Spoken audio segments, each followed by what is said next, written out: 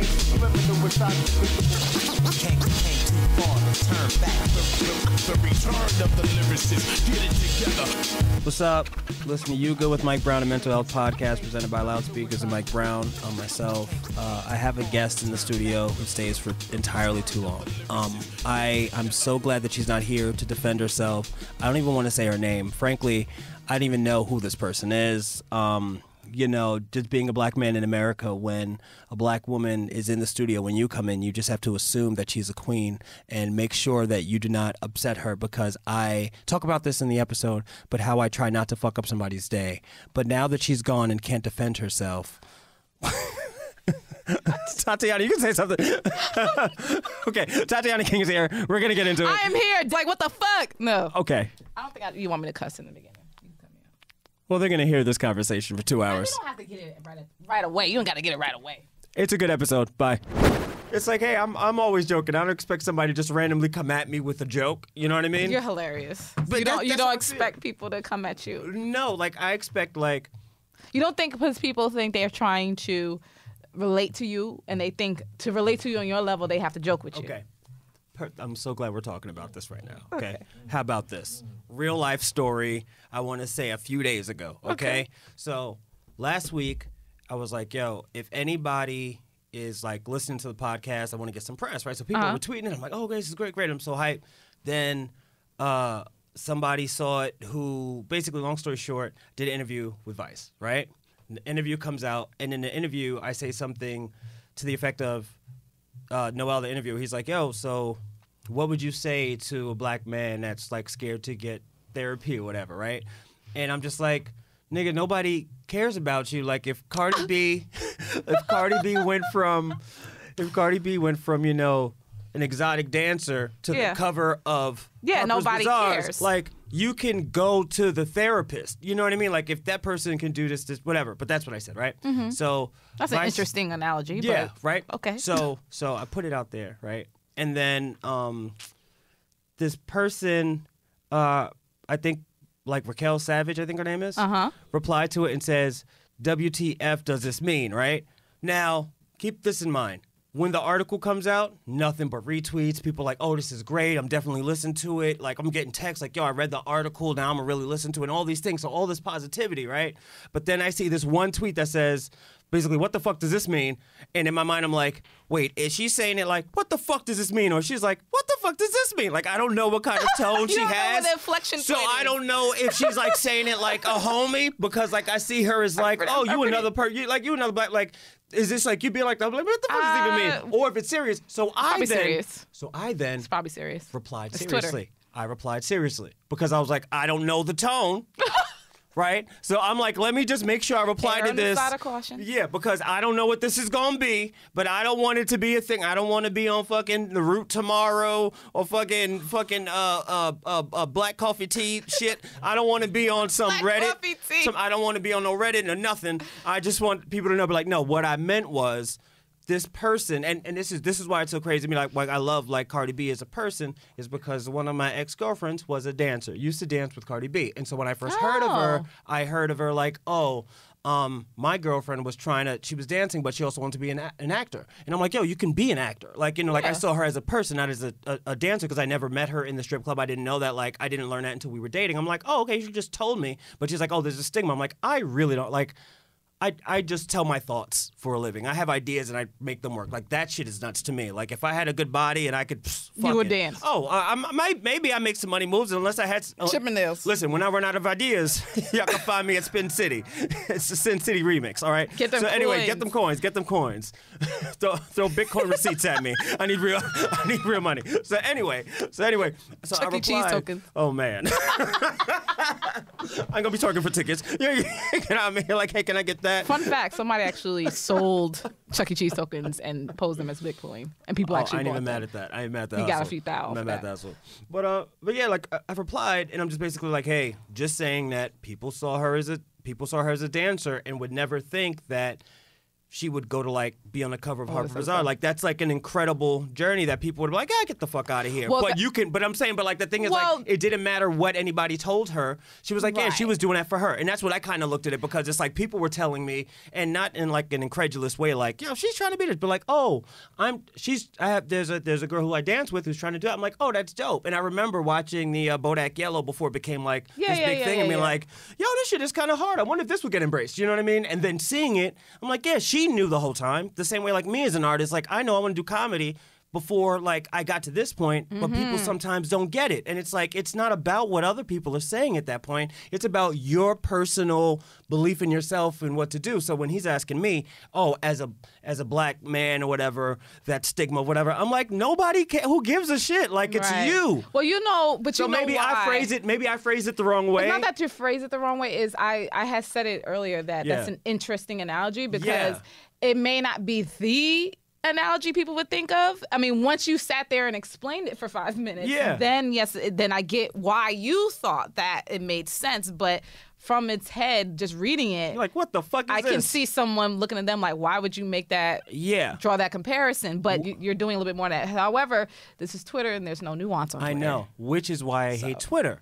Because I'm a comedian and I go right to the end. Well, here's the thing: when you do these interviews and stuff, I mean, you're a superstar, you Hollywood and stuff. What are you talking about? When you do these, wait, fall back back for a minute. When you it's gonna be a good when you doing these interviews and stuff, you got to remember all this stuff is gonna probably end up on Twitter one way or another, and that's sad, because I know you're trying to be genuine and share your thoughts as they come, and to a certain degree, but you also got to remember your words is more than likely 9.5 times out of 10 gonna be put on Twitter. So if it goes on Twitter, that shit's gonna be misconstrued all types of ways.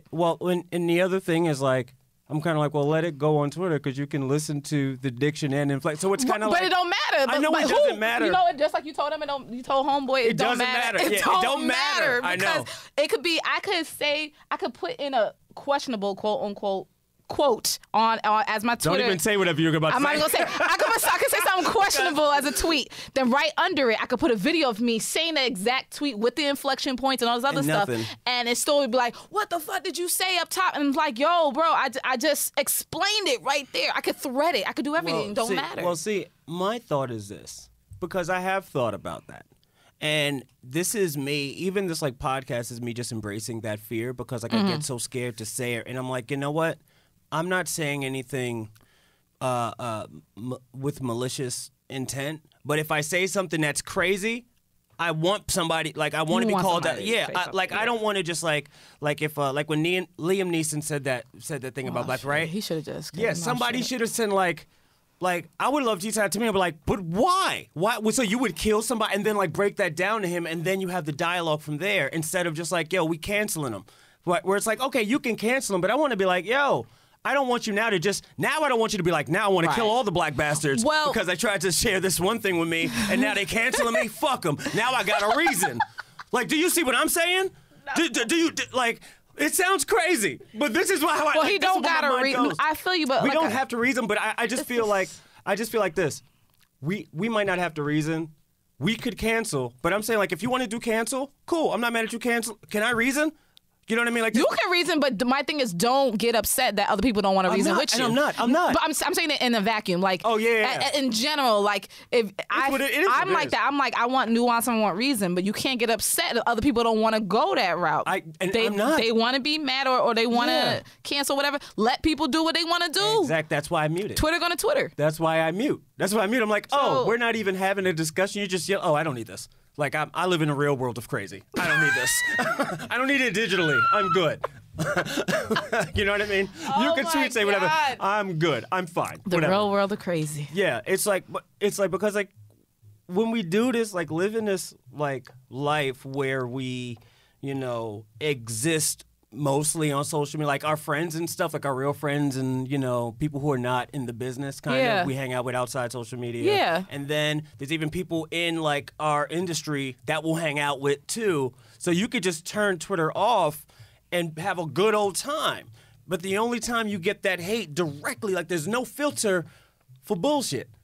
You know what I mean? And I don't mean hate, because I'm not saying what Raquel said was hate, because it was just like confusion, which is it could be confusion. I saw the look in your face. You were like, "What the fuck did you just say?"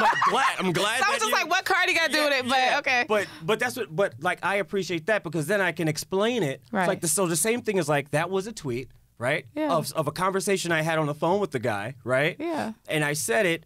And now she saw it and was like, "What the fuck does this mean?" She's not hearing she doesn't hear it. So me telling you the same thing and you having the same kind of reaction, then I explain that whole thing and you're like, "Oh, yeah, I get what you're saying. I wouldn't say that, but I get it."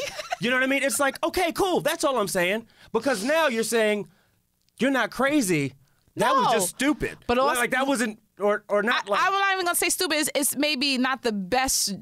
Yeah, it's not a good choice. It's not a good one. It's not a good one, and that's okay. It could have been done better, but listen, at the forum we're in right now, we're sitting across from the table talking to each other in person. Why I'm talking so loudly. I'm so excited. There is no right. This is amazing, but this is completely absent from the Twitter experience, which is why Twitter is so effed up as it is. Yeah, there is none of that. There is no real human interaction. Yes, you have the keys and the videos and the gifts, but there's no true human face-to-face interaction. People, I could say, like I just said earlier, I could say anything that could be so innocuous, but it come off wild crazy, because there's no, the heart of it is not in there. It's just the ones and zeros. Like, you don't understand. See, this is my thing. Like, I'm 36, right? So I think just that 4 years, gap from most of them, like my peers. A lot of my friends like 33, 32, some are younger, because like the artist scene and some like older 20s or whatever. Like everybody's all these different ages. It's this still millennial age right here. That millennial age. But I also had more life experience with like the internet. So I was growing up during that time when it was like, yo, you can't even you send out pictures like of yourself on a scanner. You know what I mean? Flatbed scanner. Yeah, you got the flatbed. You got a text location and a picture. Oh shit, you know what I mean? Like ASL. You know what I'm saying? Like that. Like that's a different world. This was like, I'm talking like Black Planet guest books. You see what I'm saying? Like this is a while of seeing the internet and people like having like their online thing that they have, and then you meet people like at parties and college and all this stuff. Like, oh, that's you. And so there was a real world connection to it. Correct. And then now, I think if you're growing up, like you can just be like, oh, I'm on Snapchat, whatever, and you can like have a career off of this now. You can do all these different things without the human interaction. So you can just be an asshole in real life, but on Twitter, just be the funniest person and just make it. And that's cool, but it's also like, I come from a place where like, no, I think you should be accountable, kind of. You know what I mean? Like there should be kind of like what you put into the world, there should be a little bit of... You try to be the same person that you are behind a keyboard, that you are in front of... But also I have the layer of I'm a stand-up fucking comedian, so I'm behind a keyboard, I'm on stage sometimes. When I'm out the house, I'm just a black guy. When I'm... It's like all these different things where it's like, well, who's Mike Brown a comedian versus... Anyway. Right. So it's like nuts, because I don't even look at... I don't take Twitter seriously at all. And I think I need to start. I mean, you need to. Judging by your face right now. I need to, because I made that face. I'm rubbing my eyes because I'm just like, you can't believe what you're seeing. It's a catch-22. No. It's a catch-22, man, because you have to keep it. You have to take it seriously on one hand, because it is a reflection of real life, and real things happen because of Twitter. You've seen it, whether you're talking about people getting or losing jobs, whether you talk about people getting great, positive attention, people getting negative attention, how that affects their life. Yeah. It has real world consequences for good and bad. Yeah. At the same time, can I say this? Niggas gonna nig? Like, it's just... What? Everybody cut and copy and paste and put it on your Twitter right now. Put a niggas gon' nig. I didn't say that. The reason that phrase meaning that like people gonna be ignorant wherever, especially online where you can hide behind a keyboard and be a Twitter gangster, a keyboard gangster, all that stuff. So I think I need a new at name. That's my thing. Yeah. Because I'm out here like Mike Brown. I'm gonna change my shit to add I hate Twitter or some shit. I don't know. It's gonna be something real dumb. Matter of fact, it's gonna be like a random. It's gonna be like user such and such and such. Like I want user 98763. I want no problems with nobody. I just want baby girl 2487. That's right. That's right. With the U, not an I. That's that AOL screen name shit.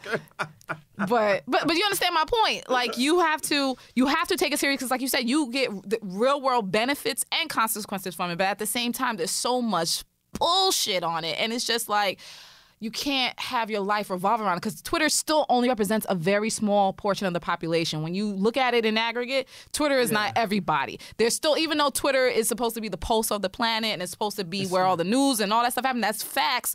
At the same time, someone go down on Twitter, that's such a big deal on Twitter, and you go outside the street and everybody's like, what the hell are you talking about?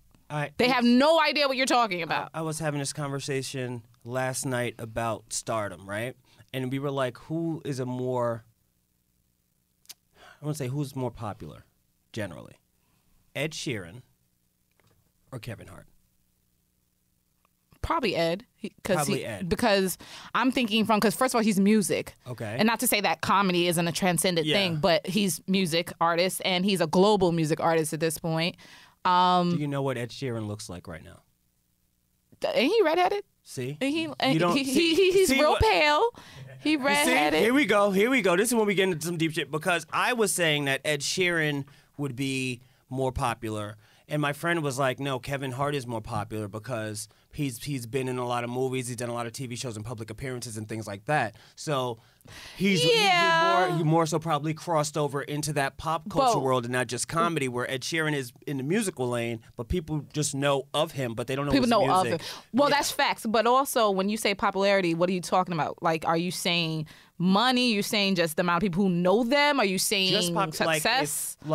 What are you saying? Just popularity. Like if you walk down the street and ask 100 people right now, do you know who Ed Sheeran is? Yeah. Can you pick him out of lineup? Yeah. That might be a problem. Right? So but Kevin Hart, though. Kevin Hart. People be like, oh, he's right there. Probably. But see, also Kevin Hart is a comedian in pop culture. Exactly. And he's also been attached to other people who are big figures in pop culture, mainly like The Rock and people like that who touch many different genres and industries. Like so I can see that. But because when you said popularity, I'm just thinking like, who's popping? Oh no, because I would never say Ed Sheeran. No, I would never say Ed. That would be my first thing. I just call him popularity as in terms of success in that industry and money and where he is. Yeah. But when you say it like that, then yeah. Yeah. Okay. Yeah, it's just like that worries. All this stuff worries me. Like, I feel like a part of me wants the Twitter kind of social media popularity, but I don't want it. I want the popularity for my work. Right. So it's like, from a professional standpoint. Yeah. Yes. So it's like I've even been like kind of in my mind like, yo, I should start a new like Instagram that like I can just like. It's so dumb. Like, I want to start a private Instagram and not have any followers. That's not, I mean, and then one day you want to use a service but not deal with the bullshit. Yeah. Okay. You know what I mean? And be like, hey, you could tag, like, and people can just tag me on that thing. If or you're whatever. private, they can't tag you. Yeah, well, they can, like, put it there or something, and then I don't know. They could do something. Yeah, anyway. I don't know. I don't know. You want to be around, but you don't want to be around. That's what it sounds like. Yeah, which is like my entire kind of like, I feel it's like my exist. Like, I come in here every time I come into this fucking building, and I just walk past the security guy, and do you say hello to him? He's actually very nice. I do sometimes, but he always looks like he wants to look busy, so I just let him live his best life. And then I have to buzz in, and then I see the person at the desk, very very just like cool person. Like, hey, what up? Keep it moving. Yeah. I never like say, yeah, I'm going in here. And in the back, I'm always like, yeah, I'm going to the back. Like, I don't want to ruin anybody's day. And then I get in here and I'm just talking all the shit, and then I'm gonna leave. So you're understated. You're understated. That's what that means. Because it's like, as a person, as like a human being, I just want to like exist. I don't want to like fuck anybody's day up. I'm just like, I just have this anxiety of just like, if I connect with somebody, I want it to be positive. Well, that's not anxiety. I think, you'd be surprised. Some men just want the world to burn. But I think a lot of people feel that way. I feel that way. Like, I don't go out of my house saying I'm going to fuck up somebody day to day. Yeah. Like, I don't have that as an intention or thought. Oh, see, I go up with, you're not going to fuck up anybody's day. You understand? So it's like a different level. Oh, to yourself. To myself. So you're already setting yourself up for failure. Oh, like, you walk out, you look at yourself in the mirror and go, don't you fuck this up.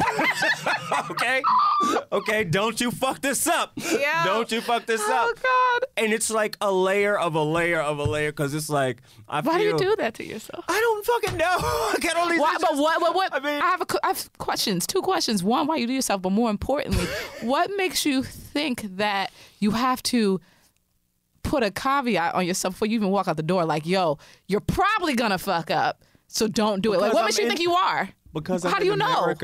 I swear, because I'm in America, anything can happen. I remember being a kid, and I was like, yo, they shot at him 41 times at his house, at his front door. Oh my God! What if I walk out the door and fuck up somebody's day? You can't even, like, I get so worried. Like, that's the highest level of it, right? Then the other level of, like, my best friend was murdered. Yeah. After that, it's like, I'm just like, yo, listen, I'm here, I'm chilling, I'm alive, we all good. I don't know how this story's gonna end, but it ain't gonna end with me intentionally fucking up somebody's day. Because, like, if my day gets fucked up, then my day is, then we gonna have to deal with that in another thing. Right. That's interesting that you are internalizing outside trauma onto yourself. Oh yeah, because it's like I say this like I have a specialty for this. I have no letters behind my name. I got no letters behind my name. But I gotta add. My specialty is in front of my name. If you my specialty is I'm a Capricorn and I am an empath and I can feel energies and I understand people and I be like I try to. It's really the worst when you're a Capricorn because you're supposed to be hard as hell and you ain't supposed to be fucking with nobody. But yeah. Well, I'm a Libra, so I try to see both sides. Also, I'm on the cusp of the Libra Virgo situation, so I'm super determined. But I'm nuts in the You're best neurotic. way. I'm very neurotic, very anxious, and kind of just like cool with it at this point because I'm like, oh, I know what to do with all of this. Like, there's a reason I have all this. So you have to like, you're supposed to be creating art and supposed to be questioning things and supposed to be doing it, but not in the sense of I want to question things just to be a piece of shit. Like, I'm really trying to understand. Like, I'm not going to talk about, like, I'll tell you after we stop talking, but night before last, I tried to solve all the gender issues of the world, of America. Oh, my God. And I came up with one that is so fucking airtight, and I told my girlfriend, and she was like, don't you ever say that. I want to know. Oh, yeah. Yeah, that's what I'll tell you after. But then, this is what I'm saying, but last night I had a show, and I did the thing, and I started talking about it, whatever, and everyone was laughing, and they understood, and I was like, you understand this shit? And they were like...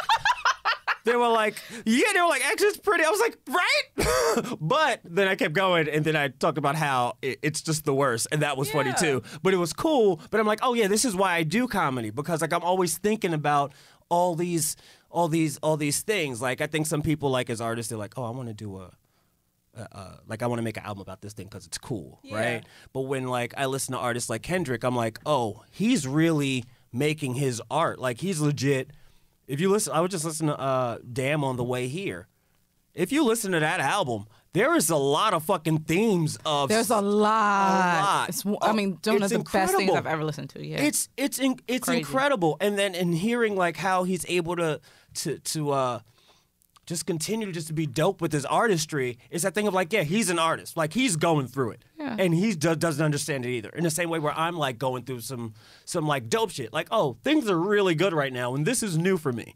And this only started happening when I was like, fuck it. You know what I mean? Do what makes you happy and what you feel is positive. Just go. So go. You do this daily de-affirmation to yourself. Yeah. Because it's not an affirmation. I mean, but you do that. De-affirmation. You do that. I guess you do that to yourself as like a crap formation. It's just like a piece of shit. It's nothing. You do that to yourself as a person. So like, what do you do to yourself? When I go on Twitter, it's an app formation. All right. Okay. All right. Bye, guys. All right. See, when it's a bad joke, I'm fine with it. But I know it's like. Boom. It's so. I wish this was on camera so you can just see the face I just made. But when I made that joke knowing it was a bad joke, when like a super bad joke, but it was like. But it was like a funny bad joke. Yeah. Where you knew you just wanted to see me deflate. Yeah, visibly. I just wanted to see you just call me out. Sometimes it's like, yo, just call me out my shit, and then just like boom, just like no. So if you're doing these crap formations for yourself as a person, what are you doing to yourself as an artist? Like, is it just not there at all, or you just as an artist? Like that's what I'm like as an artist. Do that same shit. You too. are a person. You are the person. You are the artist. You are. Yeah. Well, that's thing. So. I never think my art is good enough. Well, that's every artist. Yeah. They're like, oh, I'm crap. Yeah. I suck. No. See, but that's the thing. Art wise, I'll be on my P Diddy shit. Like, yo, this shit is great. Laying on the steps of the Met Gala. Don't give a fuck. Dang, that's mood, actually. Yeah, that's super mood. Artist-wise, that's how I feel when I'm doing something. But also, I try to be a bit of perfectionist in that point. Mm-hmm. And then the problem becomes, the fact is nothing is perfect, right? So no matter what I do, to myself, will never be good enough. So it's like, I just know that it's not going to be perfect. Like, I can do I'll do something and it's out. Like, even with this podcast, it took so long. Like, I was like starting last year, did all the interviews and all that stuff. And I still was like, I want this music, this here. Now listen to it. I'm like, I could probably tweak this or tweak that. But I'm also able to know, like, oh, no, but it has to be put out. Like, it has to be the best that I can do. And I want my best to be the perfect vision of what I see it being. But sometimes it's like, no, this is the best and I'm okay with it. This is the best for now. This is the best for now. So that's like the only thing that kind of brings me back. But I think that's me. Sorry about that.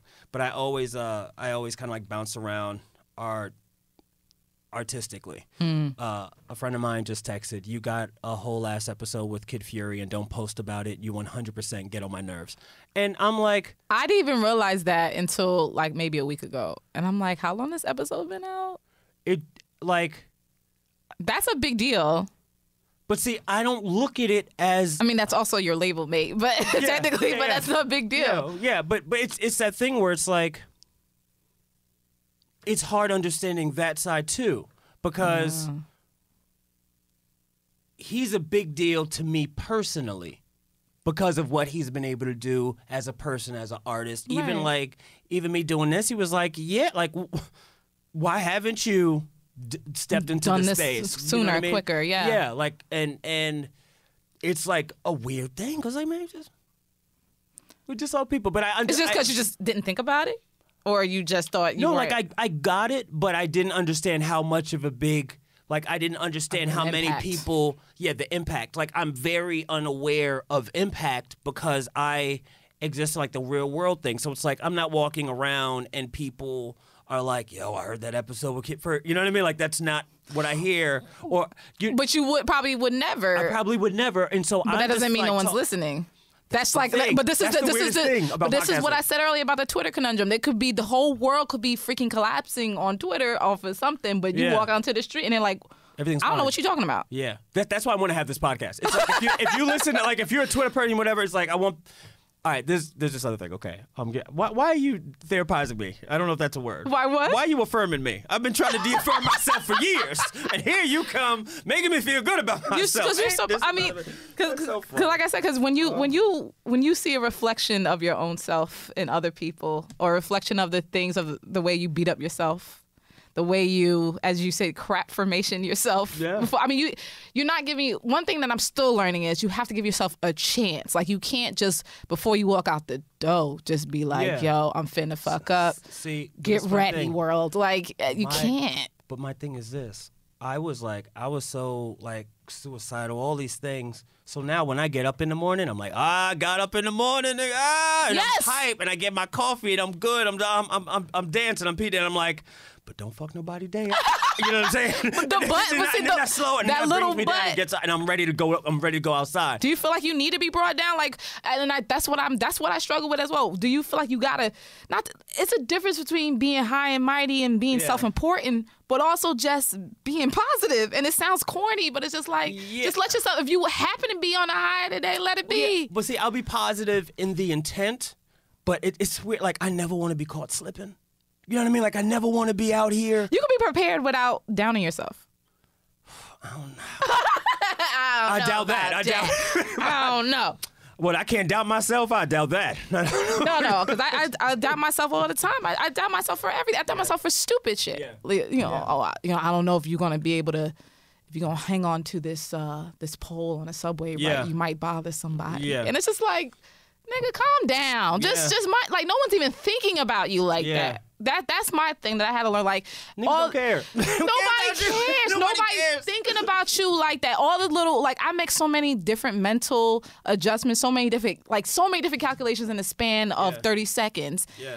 And then when it all comes down to it, nobody gives a shit. Nobody cares. Nobody cares. And you're probably gonna get somebody mad regardless, even if I know. That's perfect. And that's I'm a person who I plan out as much as I can. Yeah. I'm a planner by nature. I'm very into organization, all that stuff. Because of the world is not perfect. It's inevitable that no matter how good I get it, how airtight I get the plan and all this stuff, and I got backups upon backups. Yeah. Something go wrong, or somebody just come up out of left field, fuck it all up. Yeah. And it's just like, well, guess I'm trash. You know, like. But it's just like you can't, because then that way you will never get ahead. It's just like But see, the funny thing though is like I've been getting ahead regardless, and now that's scary to me too, because it's just like I have this fear of like,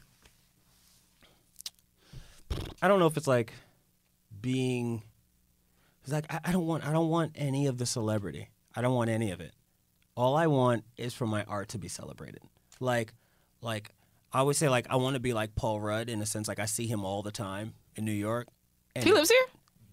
I didn't even know the nigga lived here. He be in here. You go in the coffee shop. Like, if he there, he'll open the door for you. Like, he just cool as shit every time. But hey, guy. Well, that's also New York. We're supposed to be more low key. Yeah, it's a more low key. But I see that. But me, I'm like, oh, it's Paul Rudd. Cause like comedy, and I'm like, oh shit, it's Paul Rudd. You know, and I'm always happy to see him.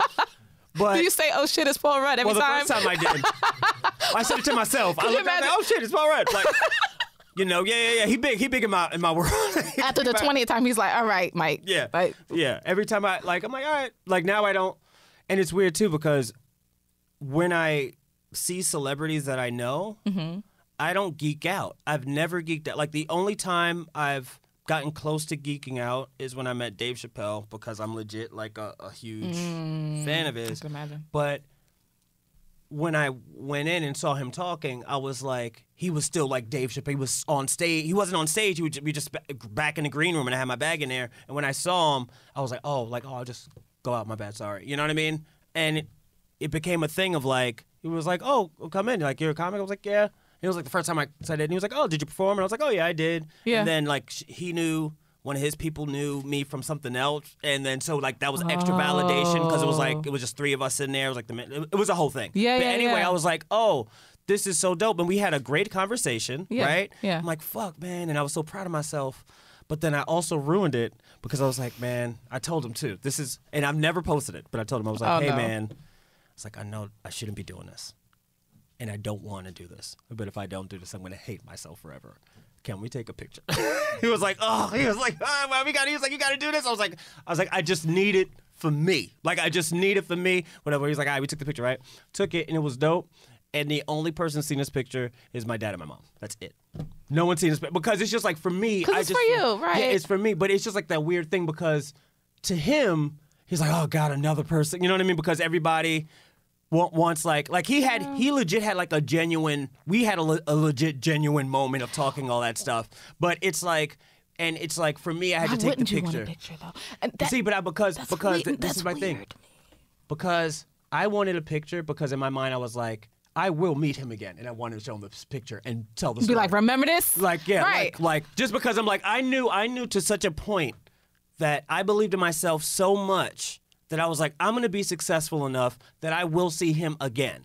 And it won't be weird when I see him again. I'll have this picture and be able to be like, I'll like, boom. And he'll be like, holy shit. This is related, unrelated, but that always bothers me when it comes like that. Like, especially, like what you just said is y'all had a full-fledged conversation, was chopping it up, all that. Yeah. And then, like, to me, the natural progression is, well, shit, let's take a picture. So the whole, really type of thing, I'm just like, not to say that you're the facts is, no one's entitled to anything. So he doesn't have to give you anything. Exactly. But I also feel like, right? This is kind of this is not even kind of, this is part of the deal, of the celebrity deal. And that's not to say you can never say no. It's just like, I never understood the, like what, where's the exasperation come from? I understand you don't want all the time, but we were cool. This is my thing. For the moment. Because he's like, for that moment in time when we were having a conversation, he was a comedian talking to a younger comedian, right? He was being a mentor. Right? In that. But once I asked for the picture, You became a fan. I became a fan. So he sees me first just go out and he doesn't know what I am. And then we start talking and someone else mentions me. Then it's like, oh, he's another comedian. And so now I talk to him on comedian level, which I do. Professional level. Professionally. But he's also one of like the most prolific comedians to me currently, right? And so I'm having this and just being like, wow, just this moment. It's like, oh, as a person, I met this guy and I just like wanted to take this picture because like also, like I said, 36, pictures used to mean a thing. You know, you don't take them all the time because you're going to have cameras and shit. You know, we talking scanners. You know what I mean? So I'm getting this picture with him and I'm like 36 PPI. I understand. I understand. I understand he's upset. I understand he'd be like a little about it, but he also, like, we talked about that. And that's when it was, like, kind of like, oh, yeah, this is, like, really meant, because we had, like, the conversation of, like, kind of, like, about the picture. You know what I mean? Okay. Because he was just like, oh, you know, and I was like, and I was telling him, like, I was like, man, I was like, I have to. He was like, all right, man, we'll do it. Because, like, for real, this was around the time that he and, I don't know if you remember, like, at the Comedy Cellar, it was, like, Kevin Hart, Dave Chappelle, all these people were on stage together. There was that picture. That was earlier that night. What year was this? This was like probably a few years ago. That was earlier that night because I was asking him what's he gonna do because like the last night he was on stage with I think like maybe Keenan, one of the Wayans or somebody. It was like he was in town. Dave Chappelle was in town and he was doing stuff. Or it might have been Chris Rock. Chris Rock telling the story? Yeah. So Dave Chappelle was at Comedy Cellar the night before with Chris Rock, and they just sat on stage and just was making each other laugh, telling stories. And I was like, oh, my God. Fantastic. That next night, he did the same thing, but he had, I think, Keenan Ivory Wayans there, Kevin Hart, and a few other people, and they were all on stage, and Questlove was there. It was like a big moment, right? And you were there for that? No. Earlier that night, I was having this conversation in the green room with at Caroline's with Dave Chappelle. So it's like a weird thing, like that historic night where everybody's like, all these people are on stage. I'm like, oh, and that was the night I took this fucking picture. But it's like cosmically funny to me because like if you're a comedian or whatever, and you're like into that, you're like, oh yeah, that night I heard about that. And the legendary night. And I have this little story about like my picture of like, oh man, like, hey, remember that cool ass night? You probably don't even remember now because that thing was so big. But to me, like, hey, do you remember that night? Though? I remember that night. Yeah. Okay, remember it was this, and then I could imagine showing him his picture. He's like, oh yeah, I remember. Like he might have felt like I don't know if he would do that, but it's just like funny. Like even if he would do that to me, that'd be just so funny because I'm like, yeah, I should have took that picture. My bad. Like I could. I mean, I get that whole professional versus fan stuff. I don't know. But that's right. This goes back to the whole making mistakes. But clearly you felt that your need for that photo went above and beyond anything that you were talking about when it came to fucking up for the day. I was like, would I be able to live with myself? Hell yeah. I don't think I would. What if he said no? Would you have like crawled into a corner and died? No, but I would have been like, oh, okay. Okay. Nice meeting you. So what would have changed for you? Nothing. I just wouldn't have that picture. But the fact is but I think it was more important that you asked. Yeah, because like I usually wouldn't ask. You know what I mean? And it's like, well, I can't take this picture. I'm not gonna sneak a pic. Like I don't want to have a picture with you. But not with you. Yeah. Like, I don't want to take your picture if you don't want to be in it. You know what I mean? Like, that's how I feel about everything. I had to ask consent for the picture. Like, I want Well, you're kind of supposed to do that anyway. Yeah. That's kind of the rule. But people just be taking pictures of strangers. They be on the train, just snap, snap, snap. If you're look at this crazy looking person, snap, snap, snap. But they try to do it on the low. Sometimes. They try to do it on the low. You're still doing it on the low, but you're not asking for consent from that person. That person could just be having a terrible day, and you're just like, let's laugh at this person. Or what is she doing? Maybe ask her, hey, you good? What are you doing? What if you're admiring that person? What if it's an admirable thing? Like I took a picture once of this elderly white guy was fucking styling as hell. He was like chilling, wearing like a Arthur yellow sweater. Mm-hmm. He was wearing some slacks. Mm-hmm. And then he had them, again, bright yellow socks, some loafers, fresh to death. Couldn't tell him nothing. And he wasn't doing nothing, and I wasn't making fun of him. Took a picture on a low, and I said, look at this motherfucker. It's fresh. Now, this is my thing. Now, let's say he's so fresh he got a few ladies, right? Oh, so now I'm putting his business out there. Now you're putting his business out there. He's like, oh, you weren't supposed to be on the C train. You on it. Where you going on the C? Who you know off the C train? Okay. You're supposed to be making Uber maneuvers. You see what I'm saying? You putting his business out there. Just ask him.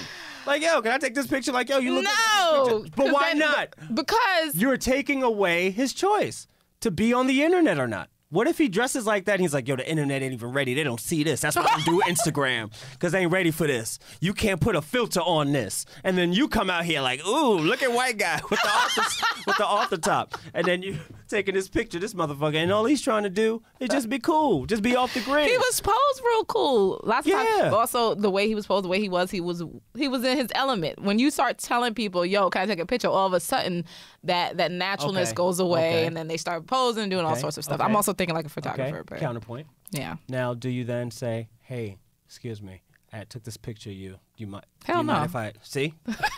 Damn, you don't even get the consent on the back end. You don't even. I'm not asking this you man. You taking pictures in here? I'm want not no pictures. I was on the train for 30 seconds. Not 30 seconds, 1 minute. I'm not about to sit there and be like, yo, I'm about to post this, and it's going to be on an exploding Instagram feed so that, you know, after 24 hours, it's going to disappear unless I delete it 10 hours ahead of time. So, I mean, is it okay if I post it? See, that's the difference between me and you. I don't welcome to where you had to go. Hey, listen, man. So see, I don't make a habit out of it because I know if that was me, I wouldn't want people posting me if I felt like I wasn't at my best. But how also, would you feel if somebody posted? I better be fly as hell. Like if I'm just out there, that's on you. What if someone thinks that you're fly as hell? And you're not looking fly as hell. If the picture's good, I ain't gonna get mad. Like what am I get mad for? If you look like a mess. You look. If I look like a mess, then not. But see, that goes back to my original statement of what if I'm doing it to admire somebody? That means if I look a mess, somebody took a picture, they did it to make fun of me. No. You look a mess, but the person taking the picture looks at you and is like, "Man, look at this strong, beautiful black queen." No, because no. Right? No. Beauty's in the eye of. No, I don't know. No. Whatever. No. See, now you don't. Now what about the white man in the author jacket? I got no answers for you. There is that, but I have no answers for you. I don't know. I don't know either. It's great. No, like if I'm out there with my bonnet, not that I would, but if I'm out there with my bonnet on, what you talking about? Oh, she's like a beautiful Nefertiti queen. Like no. I'm wearing a bonnet, my dude. Like, no. It'd be that same white guy dressed all fly, like, yeah, I've been reading.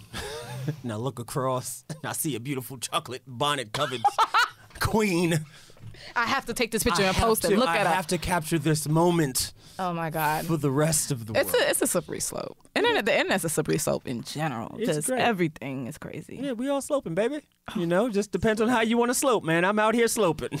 What the hell does sloping be? I don't know, but you know the young kids say it. Slope, slope, drip, drip, you know? This podcast is a hit with the dreamers. Slope, slope, drip, drip. So, Tatiana, you want to come on the show? I did. And what was your... And I didn't realize it started. We just started talking. It was like, oh, the show started. Yeah. The show started like 45 minutes ago. See, usually what I would do is I give like the whole thing about, oh, this is why I do the show. And you know, this is why I do the show. Like, because like we were talking about. Yeah. I think in the podcast space, we have a lot of shows about like art and things. And sometimes we have shows with like real life friends hanging out talking about things. Mm-hmm. But there's not really like shows where just like people are just talking about like mental health. Let's say, you know, and that was my thing. I was like, oh, well, I want to talk about this. And I think if I have a guest who I know and I can have a conversation with, it'll always be fun. Yeah, because we're just talking. Speaking openly. Yeah, we're just speaking openly about it. Because like, and it's like, oh, so there's no place kind of to me that I know in the real world where you can just speak about mental health and just laugh and talk and not like be said like, okay, let's you can just fucking talk about it and it is what it is and people can hear it and they could either be like, oh, I get that or I don't get that or whatever. But here's an open conversation about it. Here you go. You wanted one, here it is. I wanted one forever. You want it? I did it. Take it. Yeah, here. Hopefully you like it. Someone else can do something too. It's fine. We all can actually do this. But this is just me doing it because of my personal history and comedy. You clearly felt like there was a gap there, so that's why you jumped in. Yeah. You felt a need in this space. Yeah. Is that why? I mean, you clearly didn't do it to become famous. You didn't do it to become rich. No. I already have other things going on. Like, you're ready. This is not rich. helping me at all. You flex. I want to thank Chris Morrow too for getting this thing off the ground and helping me get that press that I got. No, I did that by myself. I care about this fucking podcast, okay? Chris Morrow, I love you, but I'm working out here. Thank you for the team and the time. I'm working out there. Shout out to Barry, you the best. So, I felt like it was a weird thing because like there's episode. I had this thing I did called episode 0, which was like the first episode I did. Patient 0. Yeah, I did two episodes where the first one, the first day of release, it was episode 0, which was just me talking, and then the other one was the one with Dustin, right? And the Dustin one's a really good one, and the Patient 0 one or episode 01, I talk about like, hey, I'm talking about this and this might have ads on it. I don't know if it's going to have ads on it, but I would like to have some ads because yeah, sure, I want some money, but it's also like my thing is like, well, if I'm going to get paid off of this art, right? I'm going to be getting paid from like a corporation, right? Or whatever. You want to advertise, right? Yeah. And you want to advertise to my audience, right? Correct. So it's like if I'm So you don't want to sell mattresses? Yeah. Well, maybe you do. Maybe I don't know. Hey, man. The thing is like, the pressure makes you sleepy. Hey, if the audience need mattresses, you could give them a mattress, right? But the thing is like, what then am I giving to the audience? Yeah. Because if I'm just giving my audience away for some reason, you know what I mean? Like if I'm exposing them to something, I got to make sure that they have something worth being exposed to. So it's like I do this. So it's like if we have no things cool, I can just come in, record it, and now just be the thing. Or if I was doing it by myself, whatever, it's just the thing that I do. But if a company is like, hey, you got all these people and we want to get in front of them, I would rather have a bunch of companies ask me to do it and not have to do all the companies and be like, you know what, I'll take this one because this means a lot to me here. This this thing makes sense. Mm-hmm. But it's like, if there was somebody like who I knew who was like not pushing something, but had something that could be a benefit that I liked as a person. Then you allow it. Then sure. Or we'd come in and we talk and also be like, oh, by the way, I'll just mention that thing. You know what I mean? But if it's like you're a corporation, you got to push something, cool. Pay what you owe because I care about this little world that I'm starting to create over here. And it's not just my space. It's just a space that like I started on the first, like the 0, you know, because I didn't want to say like the 1. Like I'm the 0. It's like, this is what it is. Boom. Yeah. And just being aware of that the entire time because like I've seen this story before and I want to start writing a new story. I want to be like one of the progressive people to kind of do that, you know, like the same way we're like all the music artists being independent and shit, you know what I mean? Like in a space of like for all nerds where it's like this wasn't a thing that people thought. Like, black people are like, what? We comics and shit? Like, they didn't know. And it's like, no, we do. And you do that. You know, shout out to people like Rod and Karen from, like, The Black Guy Who Tips. Yes, you know what I mean? Yes. Where it's like, they've been podcasting and living off of it for, I don't know how many years. Years now. Years. And, like, just recently, I think, like, last year, did their first live show in North Carolina. You know what I mean? It's like, that is such a beautiful thing. And, like, the next generation needs to know that this can be done and how it's being done. And also that thing of like, all right, you guys might not be in the real world as much and you might be in social media land all the time, right? Right. But yeah, you need to know about some real conversations and some real connections. And so it's like, hey, here's, if you're missing out on what real shit sounds like, you might just pop this and be like, okay, cool. Yeah, some people have the same issues that I do. I don't think anybody I mean, hey, if anyone's listening and they tell them they deaffirmate themselves, let me know in the comments. Crapformate. It's crapamate. Yeah, crapamate. Crapformations. Crapformation. You know what I mean? So, but yeah, it's very, it feels anxiety inducing, but then I also think of like I think from like artists standpoint, and then I used to have like, I don't have management anymore, so it's like I think about the art and exactly what I want and how it would be, and then like after that's done, how do I get that done, if that makes sense? You know what I mean? Yeah, okay. It's a lot of things. Do you worry about how many people are listening? Or not listening? I used to. Like the first like probably like few weeks, I was like looking at SoundCloud numbers and I was like, ooh, 181. I'm killing it, baby. But I mean, yeah, 100 people in the club. This is what I'm the same way. I'm the same way. 400, 500, 21. He's listens. Out, by the way. 21 He's listens. out, by the way. He's out, 21 listens on episode 0. Nobody cared. But yeah. But no, I mean, I asked that because it's just like, you talk about something earlier that resonated with me. You was like, you don't necessarily want to be a celebrity, but you want the recognition of the art. Yeah. And that's kind of, it resonated with me because I'm just like, that's in my head. I want recognition of the talent and the skill and the art, but I don't necessarily need to be famous. Yes, per se. Exactly. So I always wonder, like, especially as a new podcast, like when you're looking at these your 181s or whatever the number is, like, how does that? Do you feel like you need that for the validation? Do you feel like that's validation, or it's just like, yo, it is what it is? Somebody listening, it was not zero. Yeah. Well, that's my thing. I was like trying to conceptualize this on the even though 10 of them listens is you. Yeah, I mean, leave me alone, Joe 1,000 listen. It's funny when you look at like the SoundCloud for loudspeakers, and you look at like all the reposted stuff. You're like, Casey Crew, bajillion listens. Yeah. The Read, a million bajillion listens. Horrible decisions. all these, you know, and then it's like, you good. 5 listens.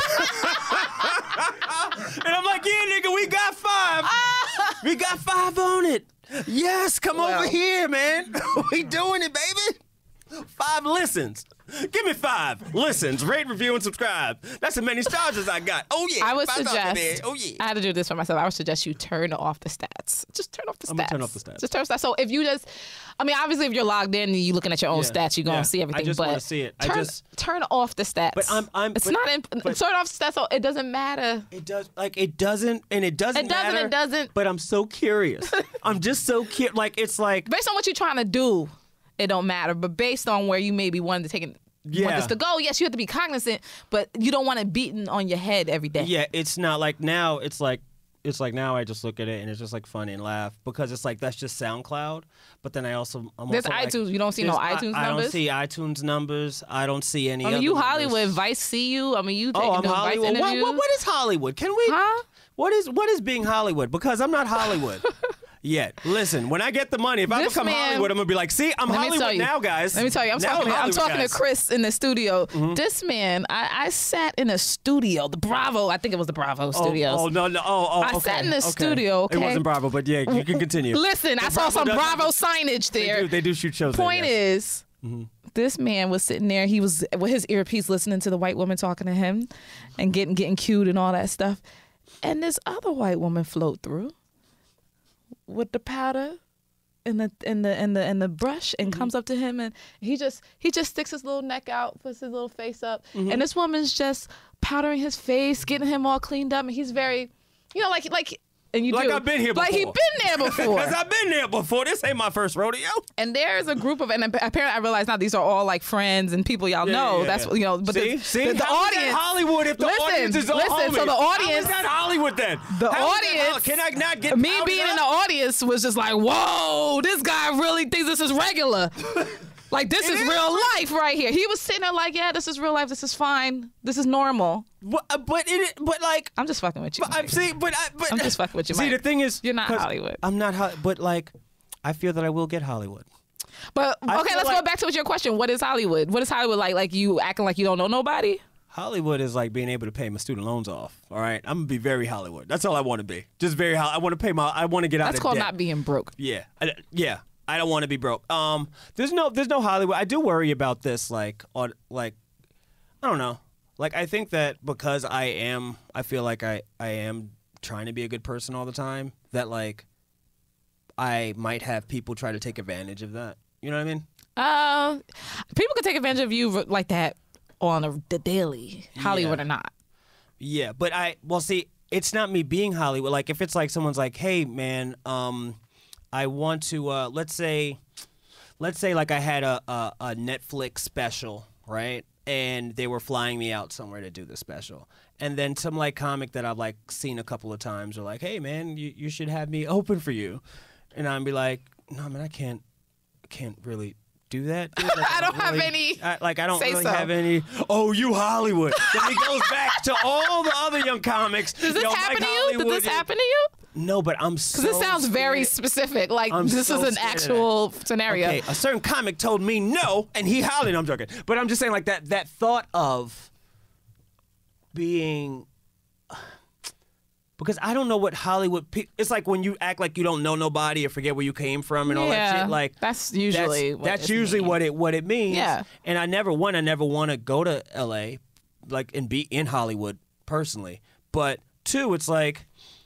I don't want me not being Hollywood to be the open door to I got to do everything for everybody. And that's like the kind of balance that I try to have, but also thank God for my anxiety. Like, I've been super honest with people. I've learned how to not say no, but to tell them why I won't do the thing. So you're saying it's good for your mental health to be Hollywood once in a while? No. No, just... Yeah, he's like, that's not what I said. Yeah, I will take that. Sometimes he's like, that's not what I said. Oh, so don't fuck with these niggas. Okay. That's what you tell me? All right. Okay, that's great. Great. You know, Mike, sometimes you just need to not fuck with these niggas sometimes. Just forget about it. Just forget about it. Yeah, I think it's just boundaries. Yeah. It's just that's all it really is. It's just boundaries. Yes, it's like absolutely. I did last year was my boundary year. And it was a really interesting year, you know. Oh, it was the year you said no? The year of no for you? Was that the year you were like, I can't do everything? Year boundaries. Just year boundaries. It's like other years I'd be out all the time, chilling. And I was like, I don't feel like being out. I could be inside. Enjoy your own time. You know, what do you want to do? You know, like you're not being a boyfriend right now. You're not being a comedian. You're not being a writer, whatever. Yeah. It's just your time. What do you want to do? Play a video game. I was going to say, what if it's a video game? Yeah, you know. Hope you guys heard that. Some girl. Make a little beef patty, Hot Pocket. Yeah. A little beef patty, Hot Pocket. Yeah. And be okay with it. And be cool with it. Yeah. That's the other part, is being okay with it. Yeah, I'm okay with it now because you have to do, for me, I was like, I had to really just kind of do a year just like, yo, just chill. And see how that feels. It's like, I think when, you know, that stereotype when women go to find themselves. Like, I was a man who knew where I was and I was inside of my boundaries by my goddamn self, you know, chilling out. People are like, Mike, what you doing today? I'm like, just taking a walk. Like a crazy person, just walking around. Oh, so you just gonna walk? Where? You ain't going, where you walking? I'm just walking around. Well, where you walking? Are you in Harlem? I was say, where are you walking? I'm in my a nice Brooklyn neighborhood now. You know, I couldn't afford to stay in Harlem, sadly. But you know, that's I just sometimes I take like I'll go to like a bakery that I like, but like that's in walking distance and just go there, get it, sit down, eat it there, just watch people, and go back. You know? That's like one of the smartest things to do, just to be in the element of real life. Yeah, just take a walk. Like get off of your. Well, I don't know if you're on your phone when you're doing all that, but no, I usually what I'll usually do is this is one of my cheat codes. What I used to do is if there's an album that comes out that I want to listen to, right? I'll pick a destination far enough from my place that I can walk there and walk back, and by that time that whole album is done. So I'll go out, put it on. Once I walk out the house, put it on, just go. And just, you know, so I know where I'm going. I'm just kind of going to a destination. I'm like, okay, now I'm heading my way back. So the album's 10 minutes long. Gotcha. Yeah. I mean, I shouldn't have did that. You know what I did it for? And I couldn't finish it. I had the latest Carter. Oh. And I put that in, and I'm walking around with that. I'm like, I can't walk around with this. This shit is, I can't. It's not even mixed all the way that I want it to be. I was like, I can't do this right now. But yeah, that's the thing I do. I just like being just being out in the world and just doing stuff. Like, that's not errands. You know, like it's very rare for us to have time. And you don't mind being by yourself? No. I mean, it's like... That's a big problem for a lot of people. A lot of people just being by themselves? Yeah. I love being by myself. I love being by myself. I mean, because lots of times you're by yourself, not just by yourself, you're by yourself with your own thoughts. Yeah. And your own inadequacies and everything. Like I told you, I'm sitting there constantly calculating something. There's some math problem going on in my head at any given moment. So... Same. Like, that's what I'm just saying. Like that's sometimes that's difficult. Like, you sitting there and you just...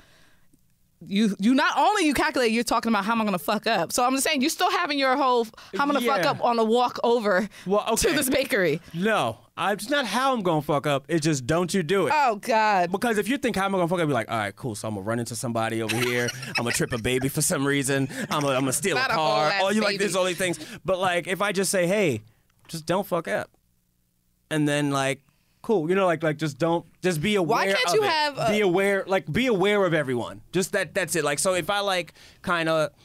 Why don't you say that instead? Be aware instead of don't. Like not a negative affirmation, positive affirmation. I think be aware. I think do this. I think I'm a pessimistic optimist. So you're negative, motherfucker. I get you. But not really. Because some people think that the glass is half empty. Yeah. And some people think that the glass is half full. And what do you think? There's something in the glass. Okay.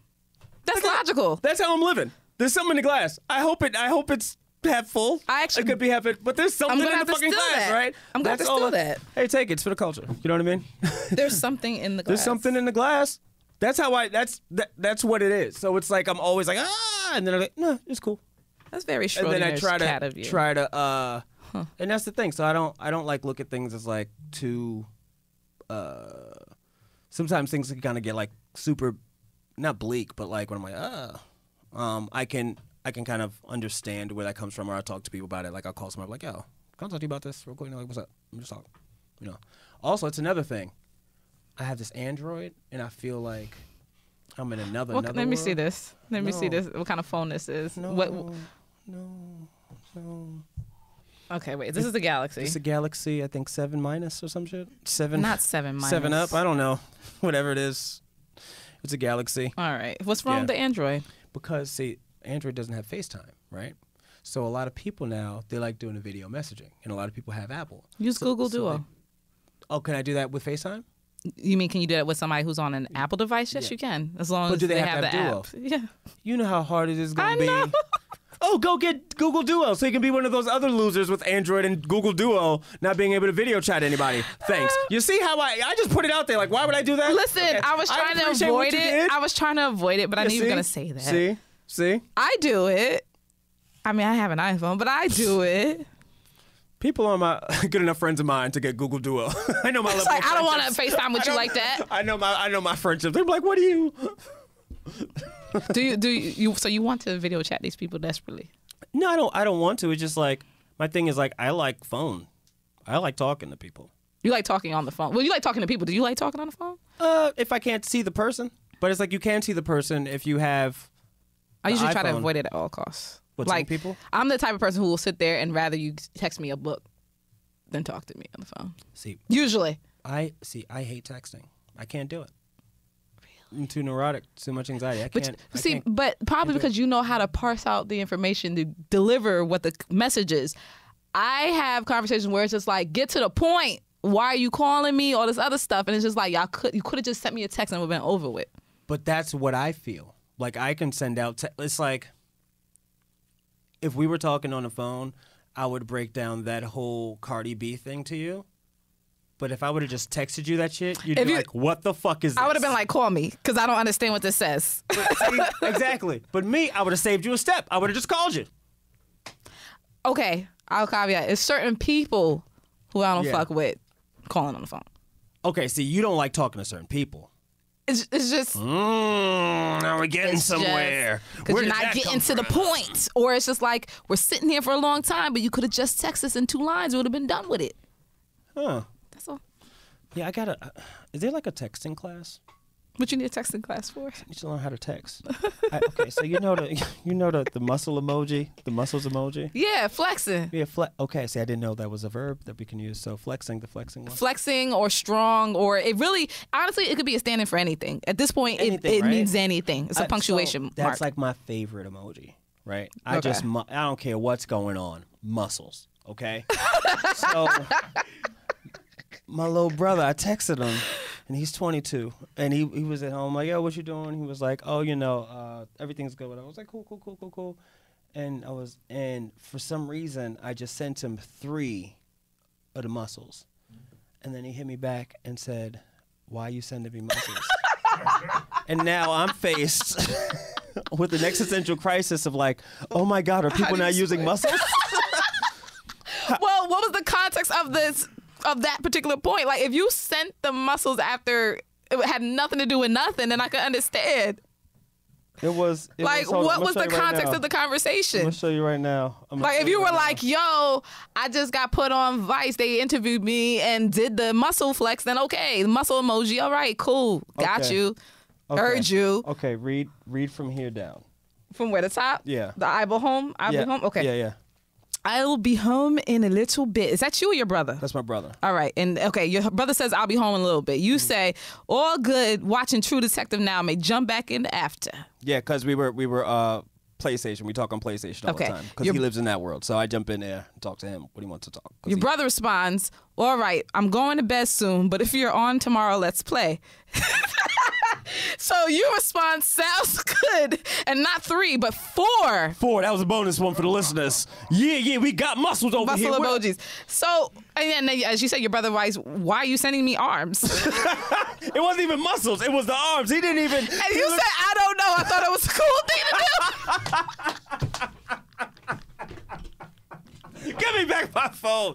Okay, in that context, why did you use that emoji? I don't get it. I don't know. It's just muscles. I don't know. Did you feel the need to fit in? I don't know. I think so. Did you feel the need to fit into today's society? Yeah, I feel so lost. Texting and emojis. Oh man. All right. That's why I don't like tweeting because like I don't know what to do. You know, unnecessary emojis are a very dad thing to do. I know. I'm just in like dad level. That emoji has nothing to do with what we're talking about. But see. At all. Well, why do emojis have to do with what we're talking about? Can't you just say what you're talking about? Can't you just... Well, then you're going to be that guy who's known like, yo, whenever you see these emojis, it don't mean nothing, fam. He's just speaking. Do you want to be that guy? Maybe you do. I don't want to be... I'm not texting ever again. Emojis is language, bro. If you're going to use... So if I don't speak emoji. Just like any... All right. Well, there it is. You don't speak emoji. I don't speak, and that's why no one knows what the fuck you're talking about. I want to. Well, I remember like last year. I don't even want to admit this. I'll admit this. I sent a smiley face with a colon in a bracket. Oh, you did. Oh, damn, you did. Wow, AOL. Wow, AIM Messenger. Wow. Because I was just like T9. I didn't feel like looking texting. for the. I didn't feel like looking for the emoji, and I thought it would just like pop up when I did that, and it didn't. I was like, fuck it. And then after I did it, they were like, why'd you do this? I'm like, because I don't want to look for the fucking emoji. It's a smile. That's how you know you've been around the internet too long. When you doing stuff like that, and people are like, what does this mean? Like, what is this? What does this mean? You fucker, that was a smiley face before there was smiley faces. It was a smiley, you know. I'm sorry if I'm cursing too much. No, there's no rules. This is a safe space. This is the only safe space. Yeah, this is the only safe space. This is where I get it out because I don't talk like this normally. Why? Okay, I don't get enough. Let's talk about this. I don't get enough cusses out on a daily. Let's talk about your mental health and cussing. Oh, we wasn't talking about my mental health this whole time. I mean, just you. We going into your shit. She is wildin'. Okay. For 45 minutes. I kind of like being the one in charge. Not the one in charge. The one kind of like not in charge. Like it's like I feel like you're in the space where you record. Yeah. And you're so super comfortable right now. Yeah. So it's like I'm in the passenger seat of my podcast, and it's the coolest shit in the world right now. Because every time I've been doing this, you know, everybody's been real like, like, all right, is this an interview? And I just be talking. Because they come into the element. Yeah, they come into the element, but like you're like comfortable here, so we're like for real just talking about it, and it's just so dope. I just, Thank you. See, that's another anxiety thing I do. Like if I really like something, like, hey, by the way, this is dope. Hey, this moment right here, pretty good. Well, it's also pretty good. I think also because when people are hyper aware of what's going on, like, and like you said, the whole being comfortable thing, we sat down, we were just talking, we were literally having a conversation, and then the thing started recording. I saw it when it started recording, but I wasn't mindful. That's why I was like, wait a minute, are we starting? See, the thing was like, because I saw the record button, I was like, okay, good, yeah, this is good that we're recording. And then I never, like, I still haven't given, like, the spiel. You still haven't? That's what I'm saying. That's why I asked earlier. I'm like, did we start? But I guess we did. Well, we did. Well, that's the thing. We did start because it's like, it's supposed to be an honest, open conversation about mental health. And, like, when I was making the podcast, one of the things I was telling Chris, I was like, I wanted to introduce it and then have the stuff fade in because I wanted that conversation to start naturally because I hate like watching things. It's like, welcome to like I get it because that's the show setup. Thing. You don't the want setup. that setup. I get it because it's like if you have people who listen, they're like, what the fuck am I listening to? You need them to know what's going on. So and if you have a podcast like mine, you can't just start with this random conversation, or maybe you can. It'll be some avant-garde shit. I might do. Maybe you might can. be. I was saying that's very avant-garde, but I like it. It might be this one, Chris. For this one, we're just gonna have the music come in. And then it's just going. And people are going to be like, did the podcast start yet? They're going to be like, me, I walked in this bitch. They're going to get to this part. They're going to get to this part like, oh, so this thing started? Let us know in the comments how you felt about this episode, But yeah, and what's also really interesting about this podcast? What? I used to do a podcast with a friend of mine, and we just talked about comedy, and I know a lot of comedians listen to this is not your first podcast. I thought this was your first foray. No. Again, this is not my first rodeo. No. I mean, listen, I've been pursuing and doing comedy for the last 10 years. This is no overnight shit. You know what I mean? It's like, come on. It's very Hollywood of you. Come on. I mean, Hollywood or hardworking of me? Hollywood, you give me a job a little bit? So I got to make all this shit myself. So me and my boy, we Brendan Collins, we had our podcast, Comedy Outliers, for a long time. And no one would ever hit me up about it, like other than comics. This podcast, I'm getting texts and people, like family members calling, like, "Oh, really good podcast." And I'm like, "Oh, I forgot you had my number." Not like scared, but just like, "Oh, this is great." But it's also like, "Oh, this is shocking." This is How like. does that make you feel though? I don't know. It makes me feel happy, but it also makes me feel like, so y'all didn't listen to my other podcast, is what you're saying. It's just the first thing my mind goes to. Also, what you're saying is, which is fine though, because I'm like, oh, it's not really for you. You know what I mean? Like, so I keep going into those levels. Like, I get it. I'm not like mad or anything, but I'll laugh about that because I'm like, oh, that's the thing that, of course, that's what I think, and that's funny. But I get it's like, oh, it's not the podcast for you, but also. That podcast, when I did it, was like, hey, I'm a young comedian and I want to talk to other comedians. And, we have some great, like, I don't even know if it should still be on iTunes, but like, we were talking with Michael Che, we got Andrew Schultz on there, a bunch of like people who are doing this shit now. Yeah. And it's like, you hear them like when we were making, it's like how people are probably going to listen to my podcast, probably 2021, if things continue to go where they're supposed to go. I think I'm like, holy shit, this, you can listen to this podcast and you can hear him before, you can see the progression. You can hear the progression. Yeah. You know what I mean? Because like I know as an artist, I know the things I want to do and I know that I can do them. You know what I mean? Like I can, so it's not like, oh, who's going to help me? It's like, oh no, I know what I want to do. It's not like, oh, I want to record an album and I need to find whatever. Oh no, I literally can record an album. I literally can do that. It's like with Super Video Bros. It's like when we did the first one, it was cool, but then when we did the second one, I took a little time. I was like, well, if I wasn't in this, what would I need to see to know what this is? And then that's how you came up. Yeah, that's how we came up with like the I had the idea for the flyer, and then Dill found somebody who could do it, and we did it, and it was cool. And it's like just that little thing. Because you're like, oh, I have to think of myself outside of this. Because I'm thinking of just like the comedy community, whatever. It's like, oh no, what is this thing? Fuck Mike and Dylan. That doesn't mean nothing. It's Super Video Bros. What is that? Yeah. And then I'm like, and that's why I love doing that, because it's like, that's one of the first things that's like, I think really other than Decepticomics, which I've done for another 7 years, which is something that is. That's how I met you, dude. Yeah. That's what I'm saying. Like it's like something that I've been doing all these things as an artist and never really putting the business side to it. And now that I'm putting the business side to it, things are it's just a little easier, you know? Like super, like you're talking about that pilot we shot, right? Yeah. We did, I think, 3 or 4 shows before we shot that pilot. And that was something that like it was like very quick. And everybody's like, what's going on? And also the people that we shot it with, those are the people that make Watch What Happens Live. So that's why. Okay, so I was like Bravo stuff. Okay. Okay. You know, a lot of their stuff.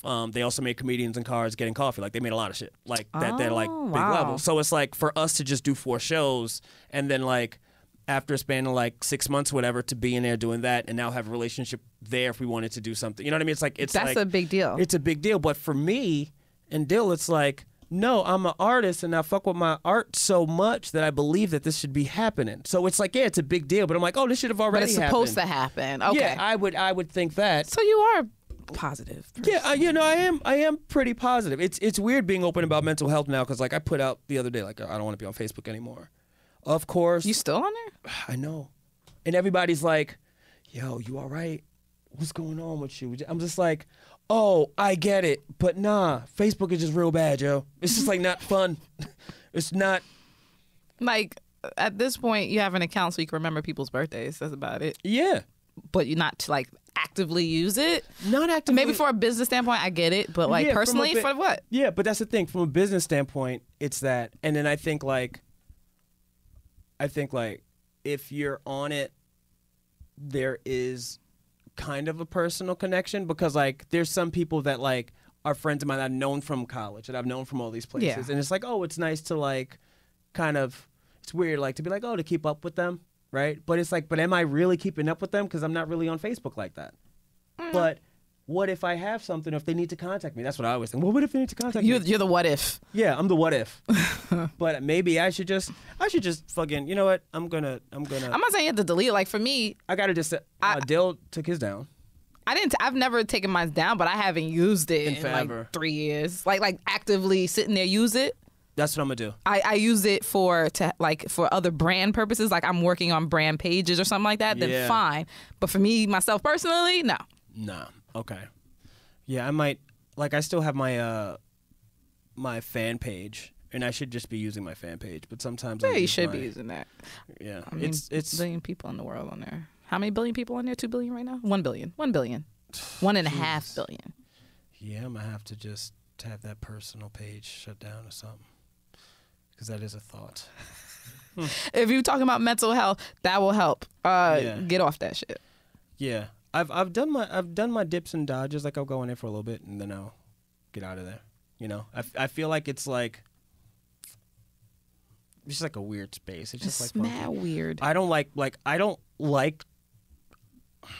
Twitter. I really do. I do too, but it's a mess. I've largely stepped back from it. Same. Even though I be on there just reading, I read more than I post now. Same.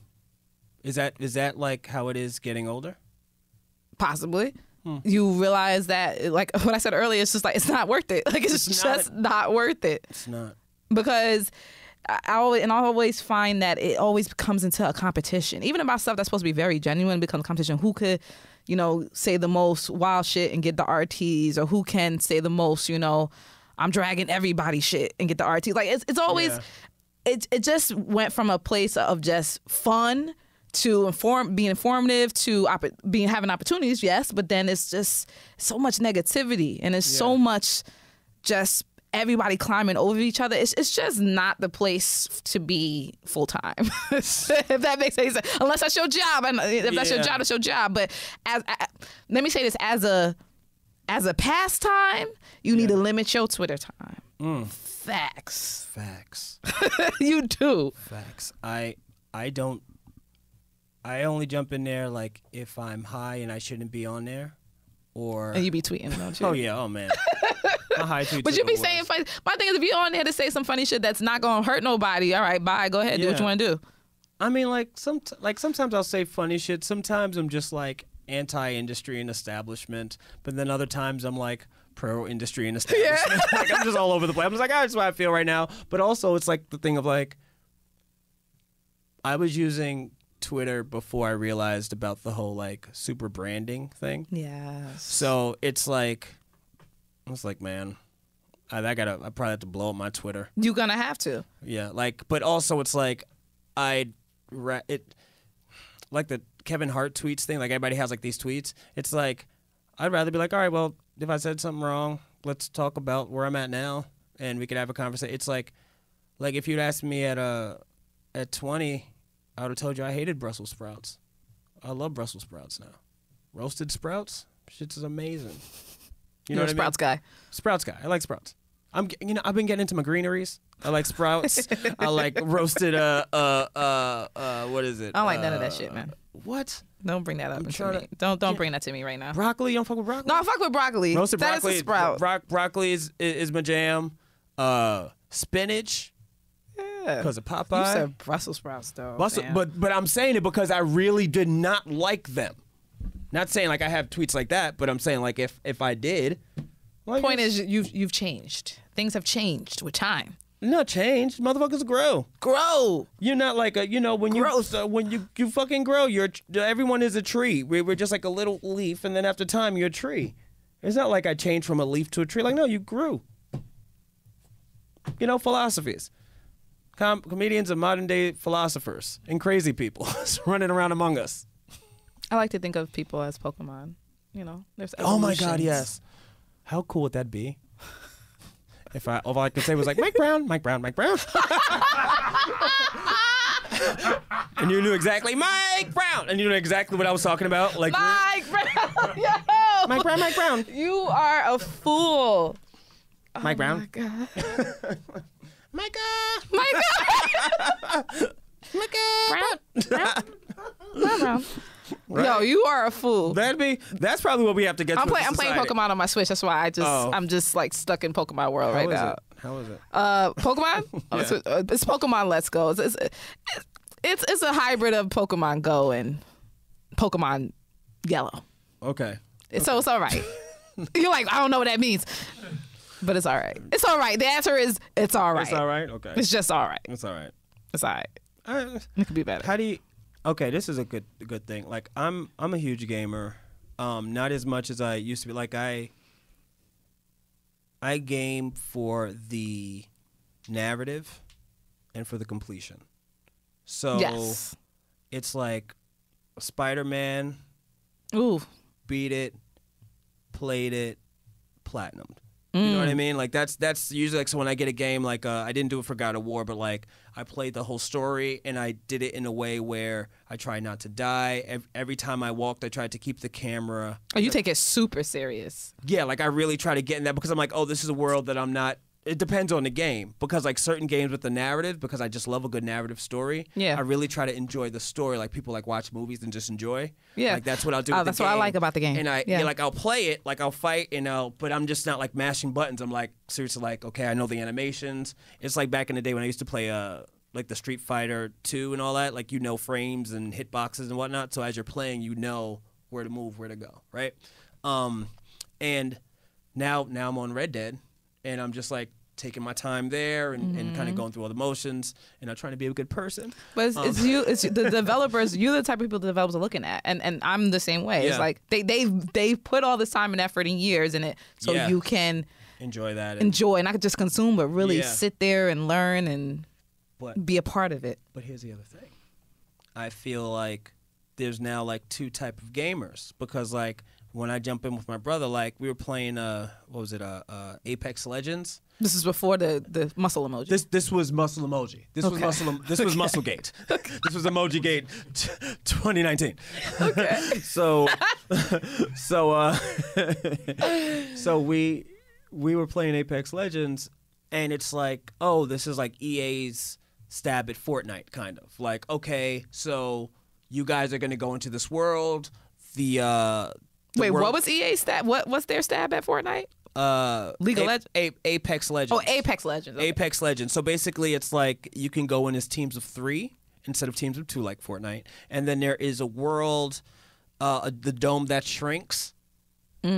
And you can get weapons, and you can get all these things. Like Fortnite. Yeah, so it's just like Fortnite. Yeah. So there's no real narrative element. It's just like, let's just dump all these people into a world and let them fight it all. Fight Let each them other do to the end whatever. and just keep doing Battle it. Royale. Same Battle Royale. And there's so many games like that. There's Fortnite. There's the other one that came out before that, I forgot.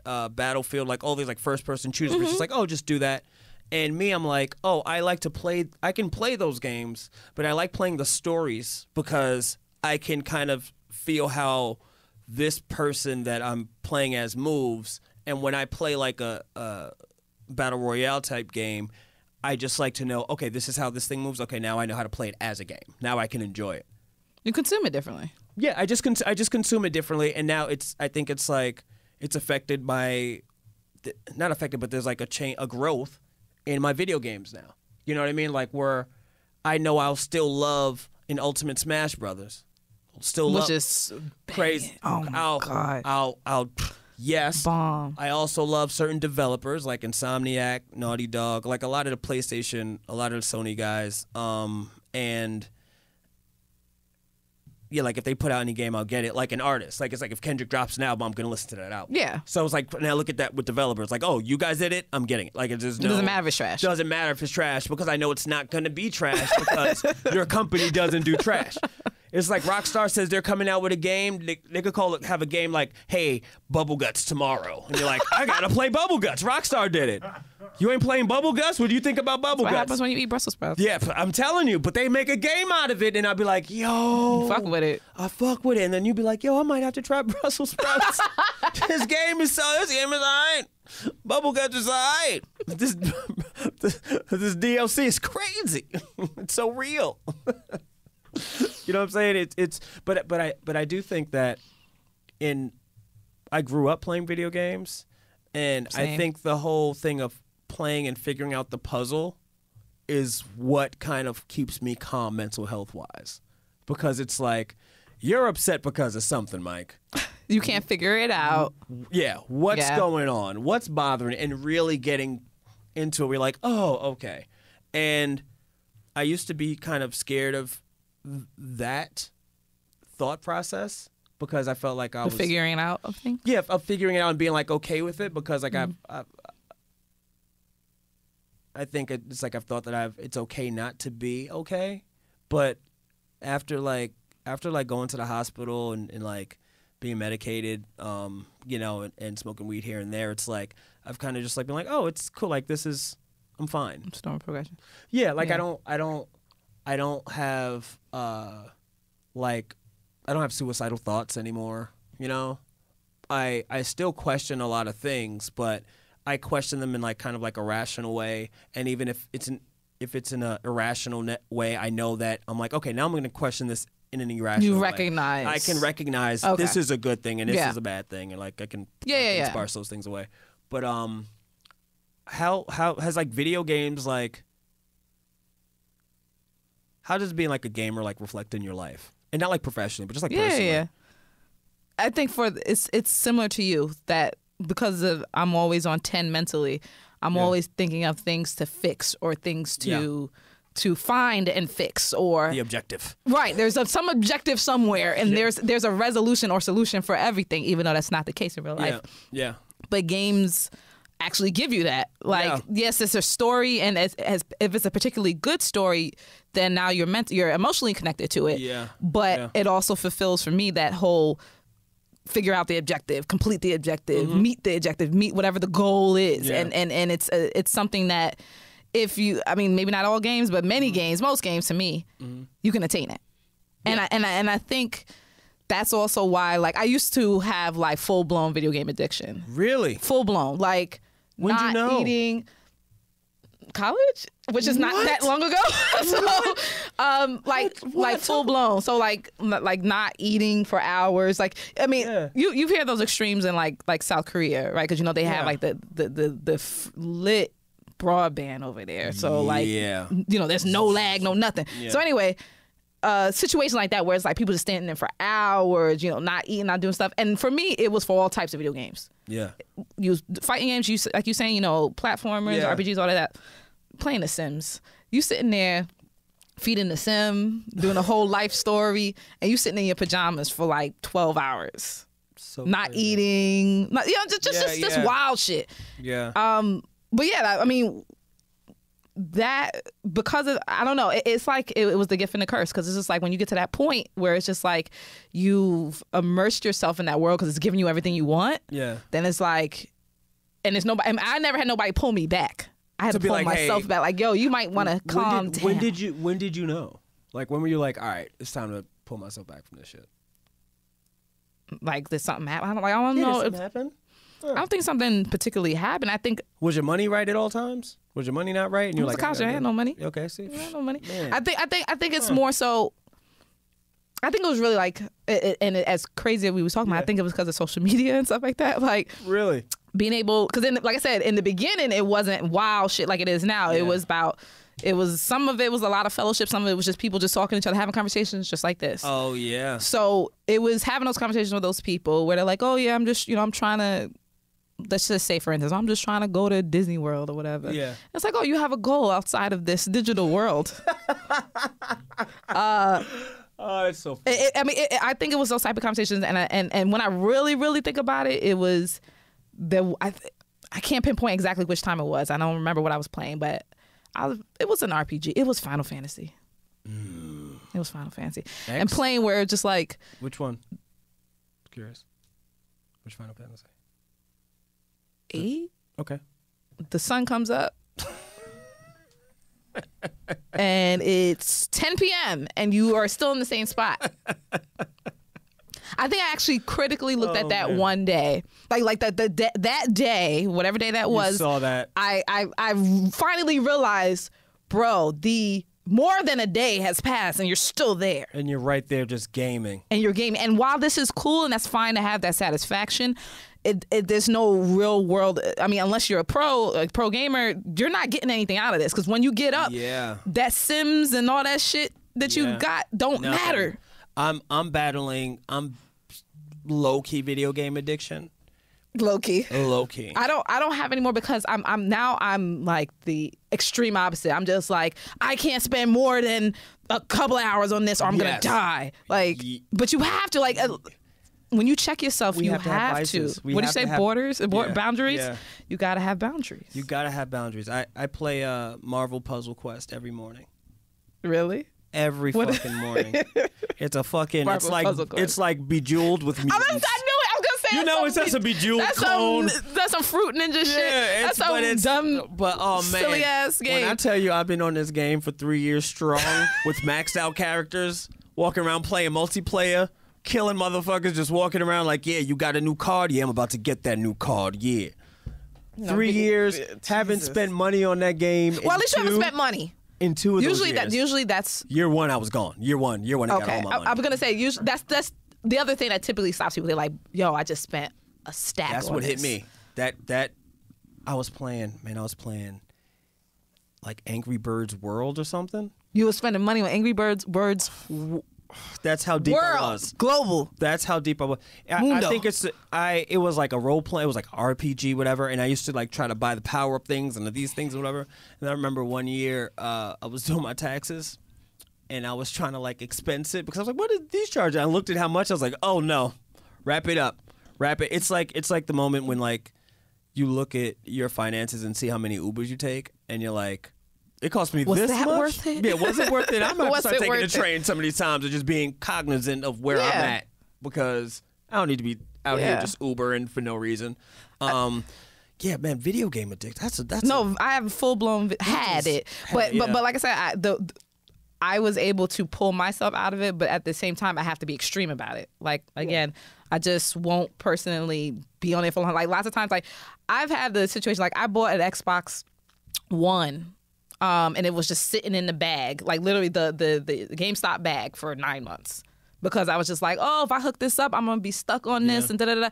And that's not what I want. That wasn't why I bought it. I bought it to play Cuphead. Yeah. But the point is, like, it's like I so love it, and I still have that because I grew up with it. But I also realized that as much as it helped me, maybe it served its purpose during that time. Yes, And now it's a recreational activity. It's something else. Yeah, I feel like it was more like I would consider myself someone who like grew up for the most part like in the house. You know, like when I was in Queens with my mom, I'd like run around and play around, and then like high school time, like I would hang out with like some of my boys at their crib, or we'd go out, but I was like running the fucking block. You know what I mean? So like if nothing was happening, I'm not gonna be like, all right, I'm gonna be outside in the stoop. I'm like, now I got Super Nintendo.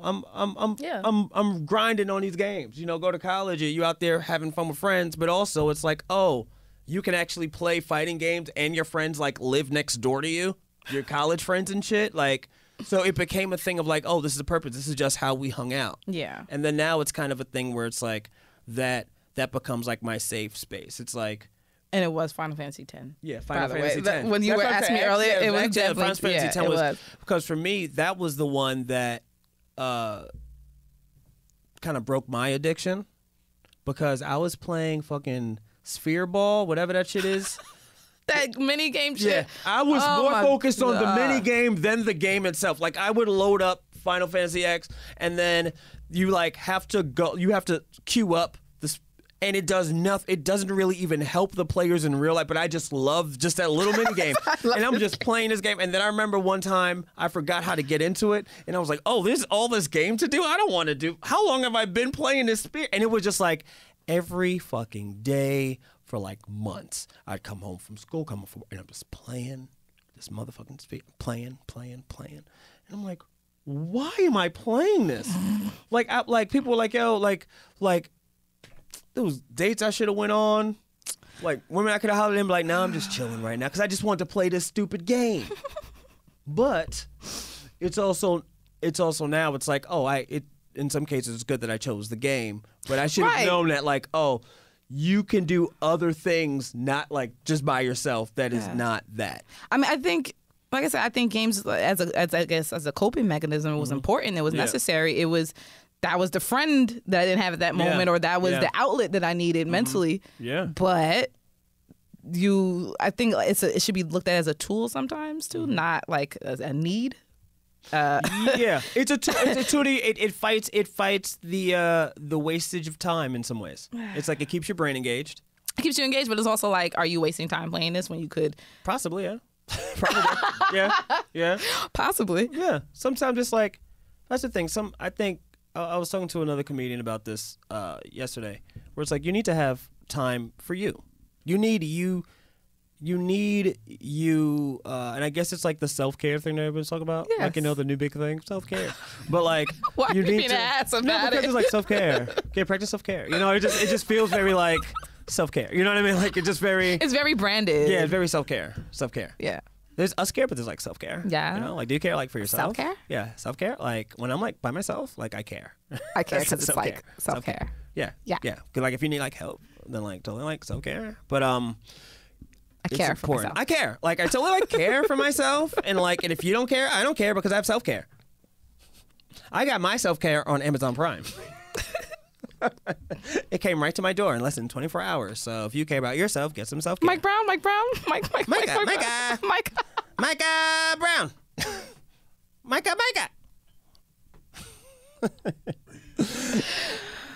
Brown. See, shit like this is so funny to me. But someone could be listening and be like, this sounds nuts. Well, if they came in the middle, then they don't know what's going on. Exactly. But it's like, hey, if you came in the middle, just get comfortable. We know this is how. Micah! I'm sorry if I'm responsible for the 6 listens that this will garner. I'm so sorry. Man, if we got 6 listens, that's one more than last time. I'm so sorry. We're killing them. We're oh crushing my them, baby. gosh. Hey, if you're listening to this right now, here's a fun fact. You're the only one listening. Isn't that dope? Like only one person listens to it. And that person is the person listening right now. It's only you. I do this for you, listener. You're the only one. You're the only one. I will say thank you for having me on because I am having it's a blast. Grand time. It's a grand time. I'm crying a little bit. But when's the last time you just talked about mental health, with the homies? It's talk about mental health in an honest and open way. In an honest, because it's self-care. Oh, self-care. You know what's so crazy? It's like as I try to tell people about this podcast, oh my God. I feel like I'm talking to it's weird because even like when I say like people of color, right? I mean like not white people. You know what I mean? Yeah. But it just sounds so. Ugh. I hate the phrase. Does it sound self-care? Like, yeah, it sounds very self-care for people of color. You know what I mean? Sounds very Gwyneth Paltrow to you. Yeah, it sounds very Gwyneth. You know, I'm not trying to Paltrow the homies. You see what I mean? But that's why this is important because it's just funny. I'm sure there's lots of people who feel the same way you do. Like when they see the words, especially now, it's just like, oh, Hollywood, type stuff. Like this is you're trying to be better than somebody, but it's like, nah, like this is a problem. Yeah. And I have no solutions. All I can offer is like, hey, we can talk about it.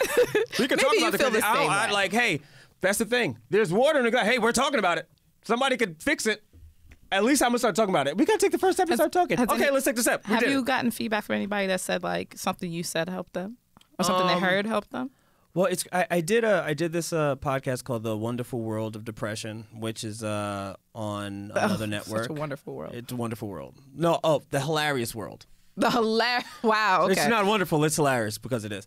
And I remember when I did it, they didn't really have like a lot of like black guests. Like I went on. I think like Janelle James, really funny comic. She's gonna do the podcast soon. Come on and.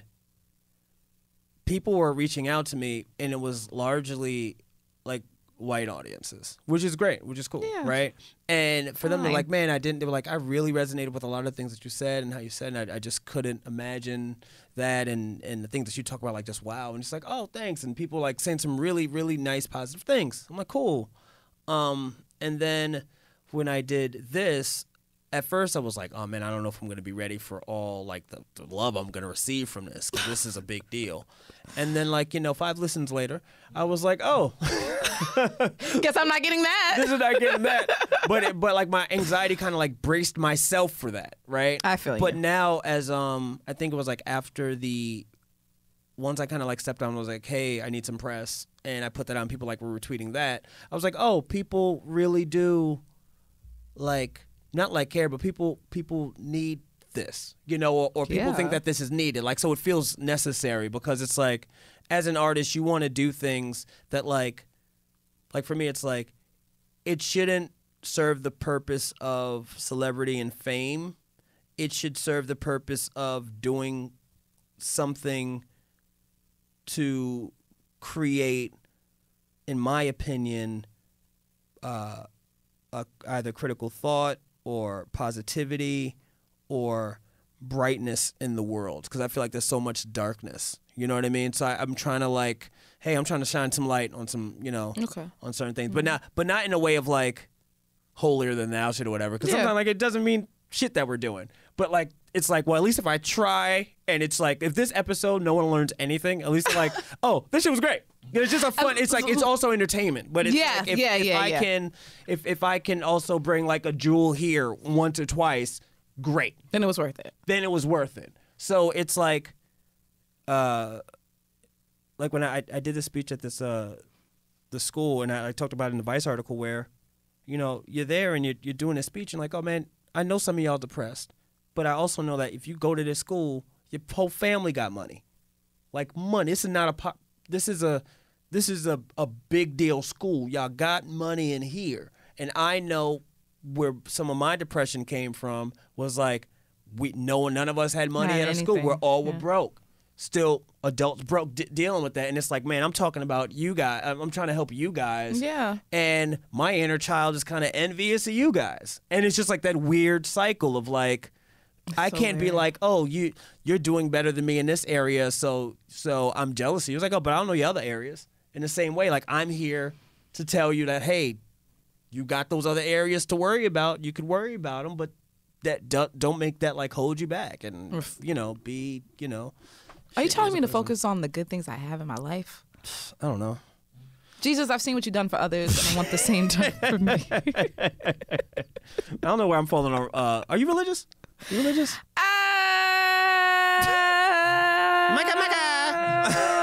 Tati.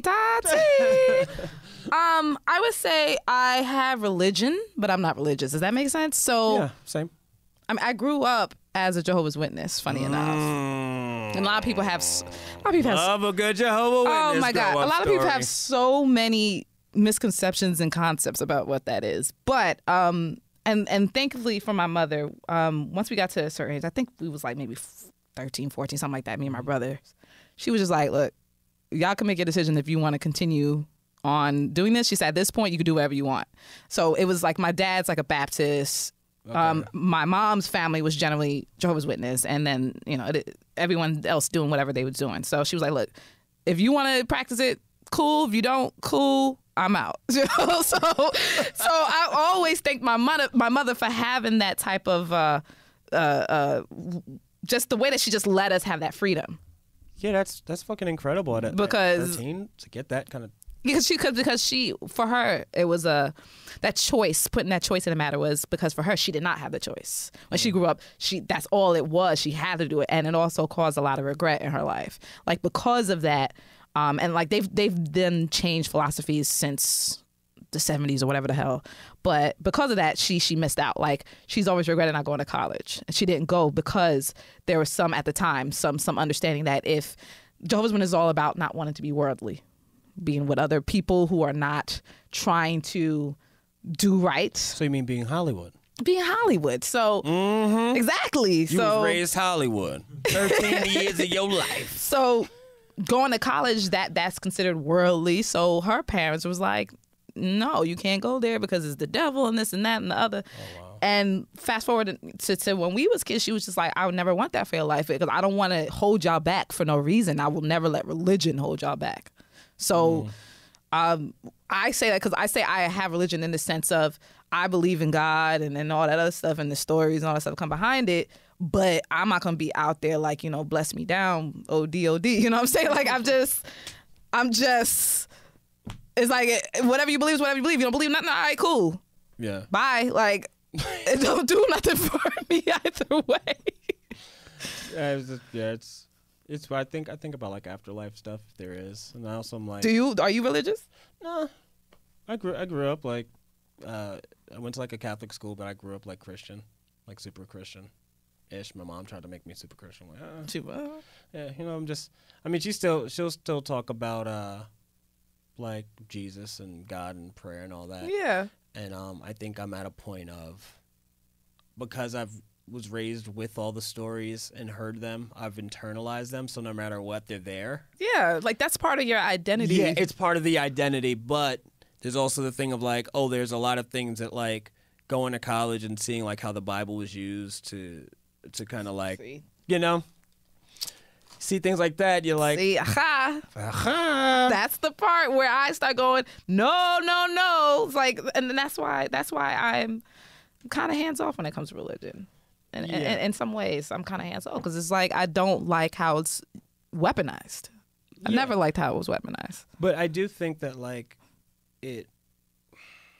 But it's also helps so much. So that's why I was like, I just mind my business. Yeah, I mean, I think the good thing about religion is, for the most part, if you are a religious person and you're following the tenets of goodness, right?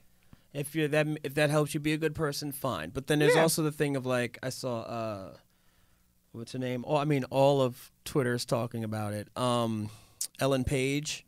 She had exactly all of Twitter. Right. Which Twitter? You should see the faces in this room and be like, which Twitter is this? Fire Festival Twitter? Fire Festival Twitter. Okay. And that's another thing. I live in 2 Twitters. We all do. Do we? Yes. I never, using Fire Festival example, I never knew it was fucking happening until the day where they showed that cheese sandwich. And I was just like, oh, y'all out there? Something's happening? See. I never knew that it was even occurring because I don't follow none of them people. I wasn't part of the target audience. I wasn't doing none of that. I remember.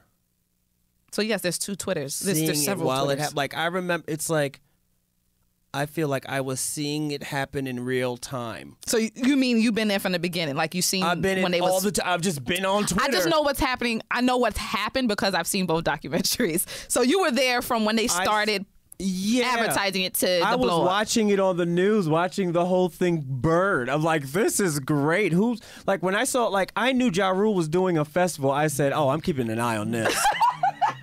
Okay. old journalists might came out like, whoa, you got to keep I gotta.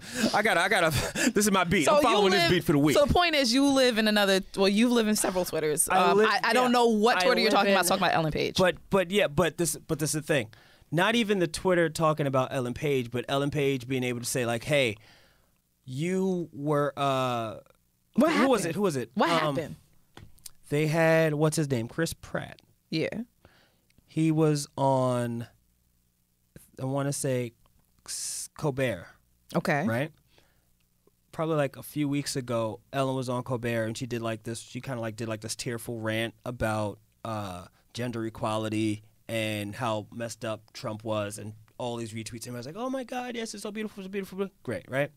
Weeks later, you have Chris Pratt on, and Chris Pratt is a Christian who's supposed to be tied to a certain church that is very homophobic, very anti LGBTQ and other stuff. Yeah. Yeah. So.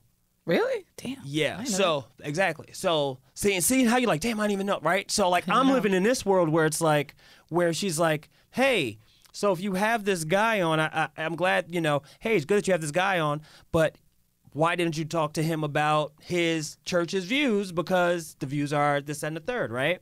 Oh, Ellen said this to Colbert people. Yeah, said this, tweeted this out because like she was just on the show and got all these things about standing up for these people, and she brought it on that platform, and now you have another person on your platform who there's the antithesis of that. Probably, right? Yeah. And then so he responded on his Chris. Yeah, Chris Pratt responded on his Instagram stories where he wrote a thing out just saying like, hey, I believe in love and all this other stuff, like the stuff that would say, but kind of echoed the sentiments of what the church says, not in the anti thing, in the anti-sexuality stuff, but just in the sense of like love everybody and yada yada yada, right? Yeah. And I'm just like, oh, like it's just interesting to me because like I look at Chris Pratt as a person. You know what I mean? He's an actor, but he's just a person. It's just like interesting, like, oh, this is how this is happening. Like they could have called each other to like nobody has to do this. Like you don't got to do it. There's like a lot of things that people could just call each other or just text. Or just text. Tell them I want to talk to you. And talk, if that's what it is, because like, but it's also a thing of like, she's not like hitting Colbert up to be like, yo, what's up there? And you can't kind of do that. So the only thing you kind of can do is go to your Twitter, which is your space, and say whatever you want to say, right? I mean, it's a public forum. It's a public forum. I mean, and she had her say on a public forum. On that same forum. So it's like, it's that thing of like, so I see it, but in that same way, it's like, I followed the Tekashi story since the beginning of, who is this kid? You know what I mean? Like, and how we all, I feel everybody within the culture of hip hop is like, not in the sense of like listening to his music, but kind of like being aware of who he was. Same thing with like Bobby Shmurda, where it's like, I think for me, the first thing I saw was the hat gif. And then I watched the video and I was like, oh, this song is kind of cool. And then the song became a thing and the video and everything is just happening, signage and all that, until like where he's at now. And I know that Fire Festival Twitter might have no clue who Bobby Shmurda is. None. But I know who he is. Yeah. You know what I mean? The same thing with Tekashi, where like people might know who Tekashi is because now he's arrested and all these things. But for me, I'm like, no, I've seen this whole thing happen because I'm so. You saw the train wreck. I saw the train wreck because it's like, yeah, this is my culture, my people. These are things that happen that like matter to me, kind of, because I'm grew up in a hip hop kind of thing. So it's weird putting the same weight on my Tekashi shit as I do the Chris Pratt shit because they're equal to me. You know what I mean? It's just like that's fine. That's just two different Twitters. It's two different but to me, I'm like, yeah, it's just one Twitter. It's just that the Twitters haven't intermingled yet. Like I didn't know Black Twitter would fuck with Fire Festival shit. I did not know. They I was fucked so with it surprised not because of this festival itself, but because of the train wreck it became. Because that shit was funny. When I saw that picture of that cheese sandwich, I was. That's when you knew. Crying. That's when you knew. I was dead. But did you know about all the other stuff about like the tents and all that stuff? No, I didn't know none of that shit. Literally everything I know about the Fire Festival is because of them two documentaries. And this funny thing is I knew all that shit. And I wanted to like talk about that on stage, and I just didn't because I was like, nobody cares about this shit. And then I see like, the whole thing, and I'm like, nah, everybody's it's relevant now. Like, it's so fucking relevant. But that's what I also hate about art. Shout outs to Andy. Oh man, got the Evian. Oh man. Hey. Oh my god. That's that man's name, right? Andy. I mean, Yo. I mean, what would you do? I'd be like, man, for some water. Man, that's not gonna work. Niggas about to be thirsty, B. Niggas about to be real dehydrated. Talking about, some shit was up like, hey, so as our gay fearless leader, like, whoa, what in the sexual harassment? I said this already. I work for you. I said this already on our show last month, but I'm just like, or weeks ago, but yo, what level of disrespected are you? So disrespectful. But I mean, but it's what level are you on that you get disrespected like that and you still like, yo, I'm still gonna take one for the team. First of all, take one for the team. You ain't on no team, because what team, quote unquote, be asking you to do shit like that? What if? That was wild disrespectful. But it's like, but you gotta have that guy. In the Since team. you're gay, I want you to do this for the team. Excuse me? You gotta. I mean, do you think Donald Trump talked to Kanye when he was doing all that weird shit? Be like, hey, because you're black, I need you to do this one. Yes. I need you to. Yes. I need you to. Affirmative. Oh man, I'm worried about Kanye. I'm not. People are just like throwing him to. It's just like he don't want you to be worried about him. He want to do what he want to do, so let him do what he want to do. That's the thing that I'm trying to get to as an empath, like that portion of like, you know what? Let him eat cake. I try to give him after a while. You can't save. You think about it all the time. You can't save everybody, and not to say that you are the savior of everybody. No. Us, we don't have all the answers. But it's like when I know better and I'm trying to help you, you still want to. I'm not trying to save. I'm trying to help. Well, I ain't trying to save nobody. I'm trying to. And that's the thing. You don't want your help, Mike Brown. Cool. Then you don't got it. You got this podcast though. You know what I'm saying? You got some entertainment. Call it what it is. It's entertainment for some. It's gospel for others. I don't give a shit. I don't know what's going on. It's just crazy that I have a podcast. Like, it's dope, but it's also like I still can't believe that this is a podcast. Everybody got a podcast at this point. Yeah, but I'm saying, but see, and that's the thing about my ego. Like, but I have one. But it's your podcast. It's my podcast. I have one. Like, everyone already has one, but I never had one. But like, your podcast is different. Yeah, but everybody's podcast is different, though. Not really. What do you mean by that? Not really. Not everybody's podcast is different. A lot of podcasts are just offshoots of podcasts that are already there. They just have different personalities on it. There's one genre of podcast that tends to keep coming up over and over and over again. They just have new hosts on it. I'm just saying. What's that? The news podcast one? Do you know of a news podcast? Not of a news podcast. I mean, there are news podcasts. I think Fire It's called Festival. The News, right? It's called The News, right? Last time I checked. Oh my God, it's so funny. I hate Mike so There's much. news podcasts, right? Aren't there like music podcasts where like they play music and then talk in between The the fact music? that you're sitting there like, aren't there, and you're not even sure yourself answers your own question. What's all the different podcasts out there? Tell me. Now, that is there are different genres, yes, but the stuff that's been taking precedence happens to kind of be all in the same lane: entertainment, and murder.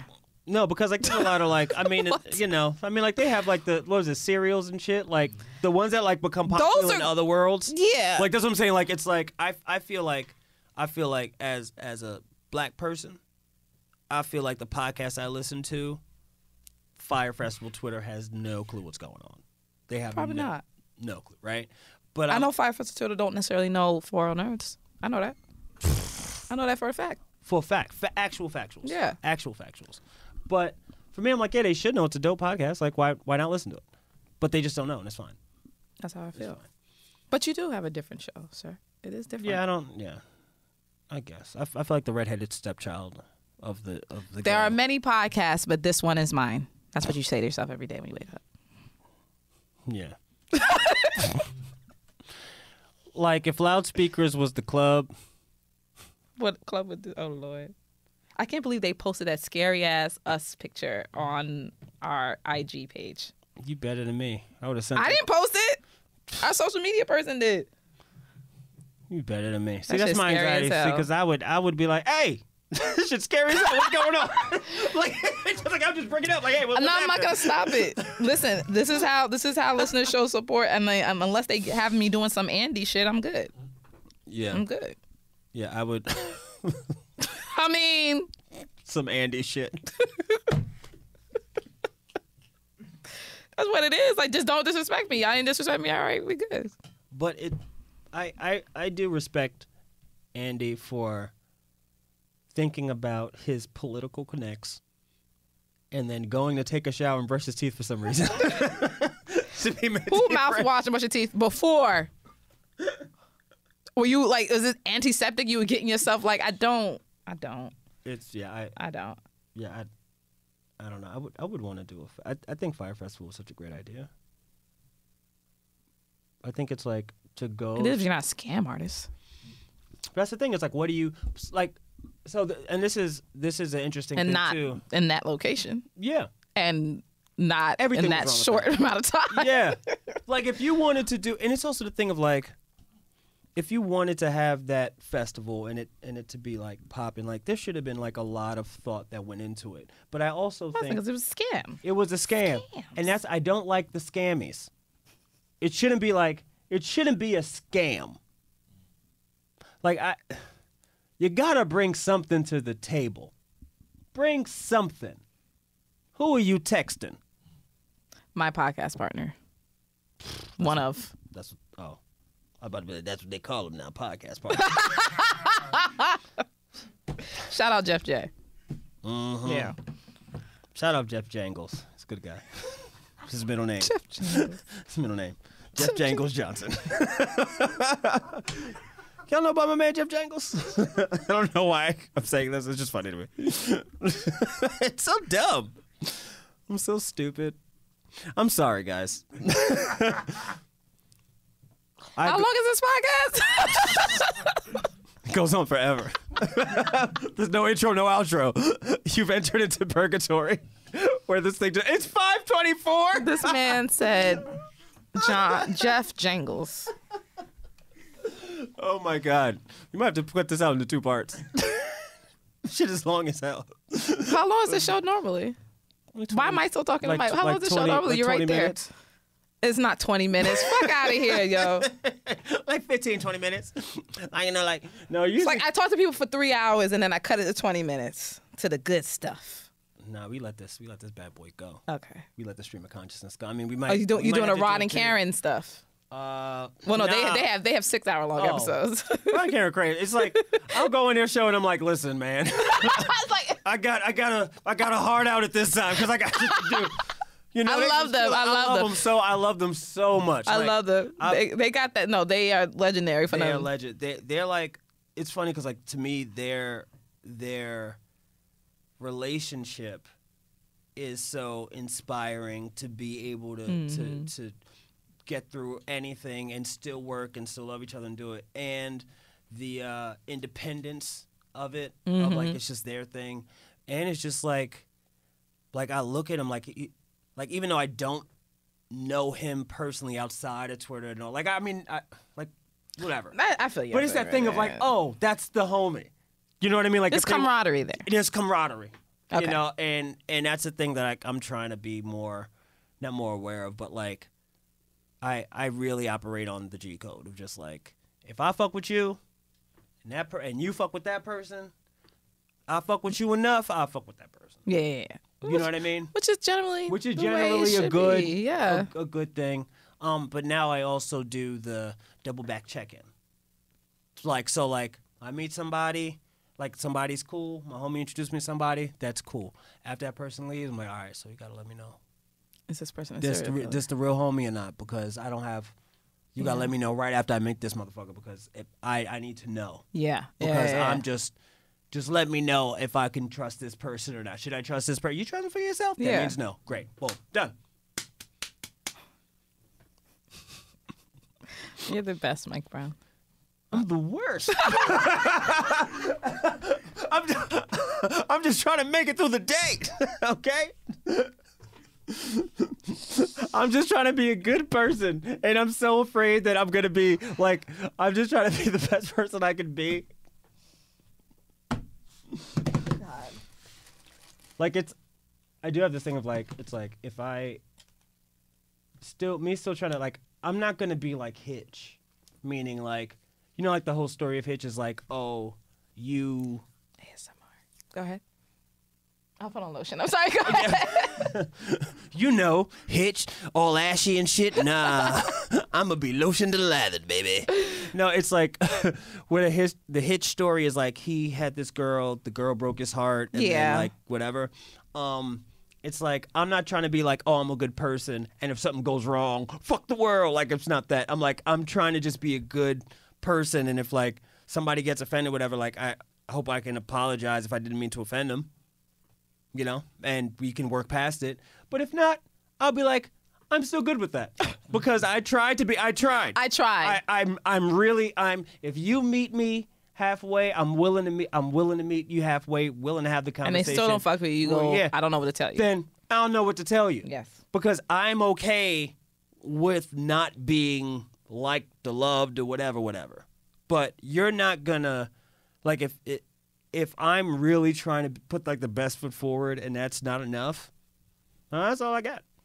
So, cool, man. Talking about, you know, that's just not like, and I'm kind of getting more into that. Not to be like a dick, because I also don't want to be a dick. I want to be considerate of people and their feelings, but it's like consideration meets consideration, you know? Yeah. So, yeah. It's a two-way street. It's a two-way street, you know? Also want to give a shout out to all those one-way streets out there, you know what I mean? Because I don't like you had to make that joke. Like I saw the wheels turning in your head. Like I was just like, he's not going to let that go. I can't. Like, oh God. This is every day for you. It's like I can't. Yeah, my girlfriend hates me, yo. I know she hates me. She hates me so much.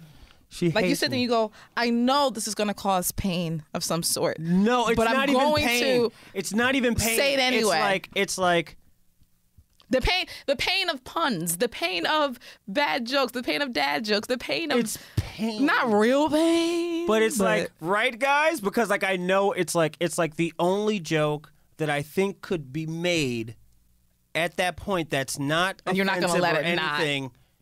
It's like so you can't not say it. Yeah, it's like, oh, there's a great stupid joke there, and either I'm gonna make it, there's gonna be a pause of it not being funny, and then we all just laugh because of how bad it was, or it's just gonna be like, I saw your face. You see, because I like that. I like hearing like the truth. Like, yeah, see, I saw you do that dumb shit. It's comedy, baby. This man. Okay, so this is just. How do I what? No, just. Because this is the thing. I feel that I never felt cool. I've never felt like a cool person. Me neither. Right? Good. Because you're not. No, I'm cool as shit right now. See, you did it. See, I was like, I gotta poke that. I gotta pop that bubble right there. Because she's like, oh yeah, because you know, I never felt that way. With your fur and all that. Who'd you kill for that? What's that right there? Okay. Calvin Klein. So, Calvin Klein. No, but I understand that. Yeah. The not feeling cool stuff. Yeah, I don't feel cool at all. I feel like, I think I have like a bit of imposter syndrome, especially when I have like great sets and do things like even at like it's funny because like even at the pilot when we're talking about where it's like I'm getting powdered up, like I'm moving up and doing all the thing. I'm getting, because I'm like, she has a job to do. So I don't want to fuck her shit up. So like I get right into it. So the way he was just gingerly placing his perfect, and everybody's like, "Look at this motherfucker," and I'm like, "Oh, we roasted the hell out of him." It was like 15 people just roasting him at once in the studio. And I sat there and took it because I'm like, "Hey, I gotta get powdered." You know, we're making TV here. You know. Meanwhile, Dylan is the same way, but he's less like leans into. It's less funnier than when you do it. It's funny when you do it. It's funny when we do it to you. It's funny when we roast you. Sorry. I'm sorry. So the joke's on me, huh, guys? Oh, let's give Mike a good razzmatazz, huh? Listen, I wanted to say it, but someone else started it, and once they opened that gate, it was a wrap for you. That's why nobody sent it to Dylan. They started with you, and then all the focus just went on you. And And then you made the mistake of responding to us, so it got worse. But I also like responded and knew it was gonna get away, and it's just like funny. You know what I mean? Like I love a good joke. Yeah. So like even if I'm getting roasted, if it's good, I'm like, oh, it's fucking funny.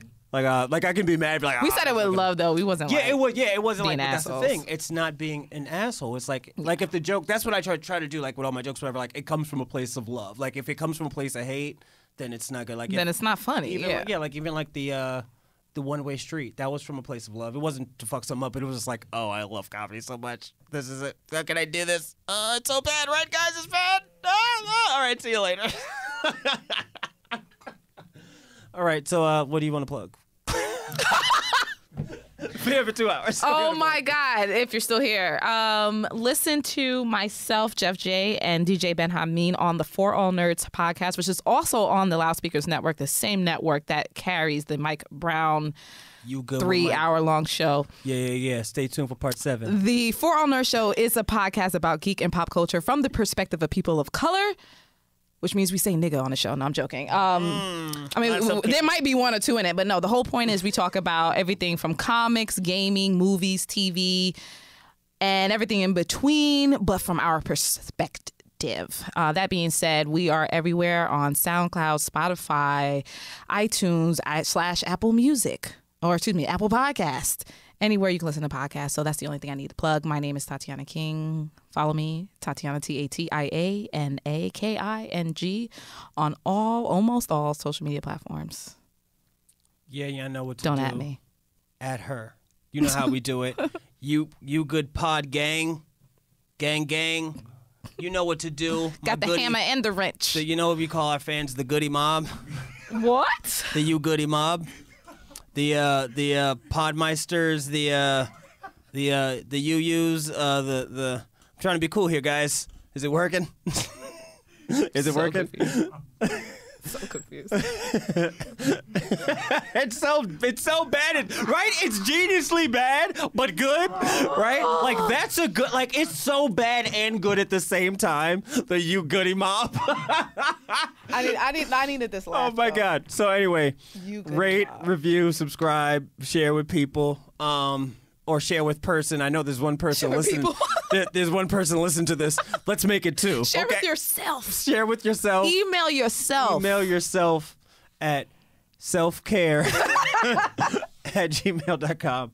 Yeah, just rate, review, subscribe, tell a friend. I love when you do podcasts and you have to like give people homework. Like I want you to rate, review, subscribe. Oh, we do it every day. I mean, we do it every week. Yeah, all the time. You have to. Listen, all I want you to do is just keep listening and don't even share it in real life. Like talk about it. Like if you like the podcast, tell share it in real life though. Yeah, share it in real life. I would like to see other people. I don't want you tweeting nothing, okay? I want this to be don't text, at me though. Text share it, okay?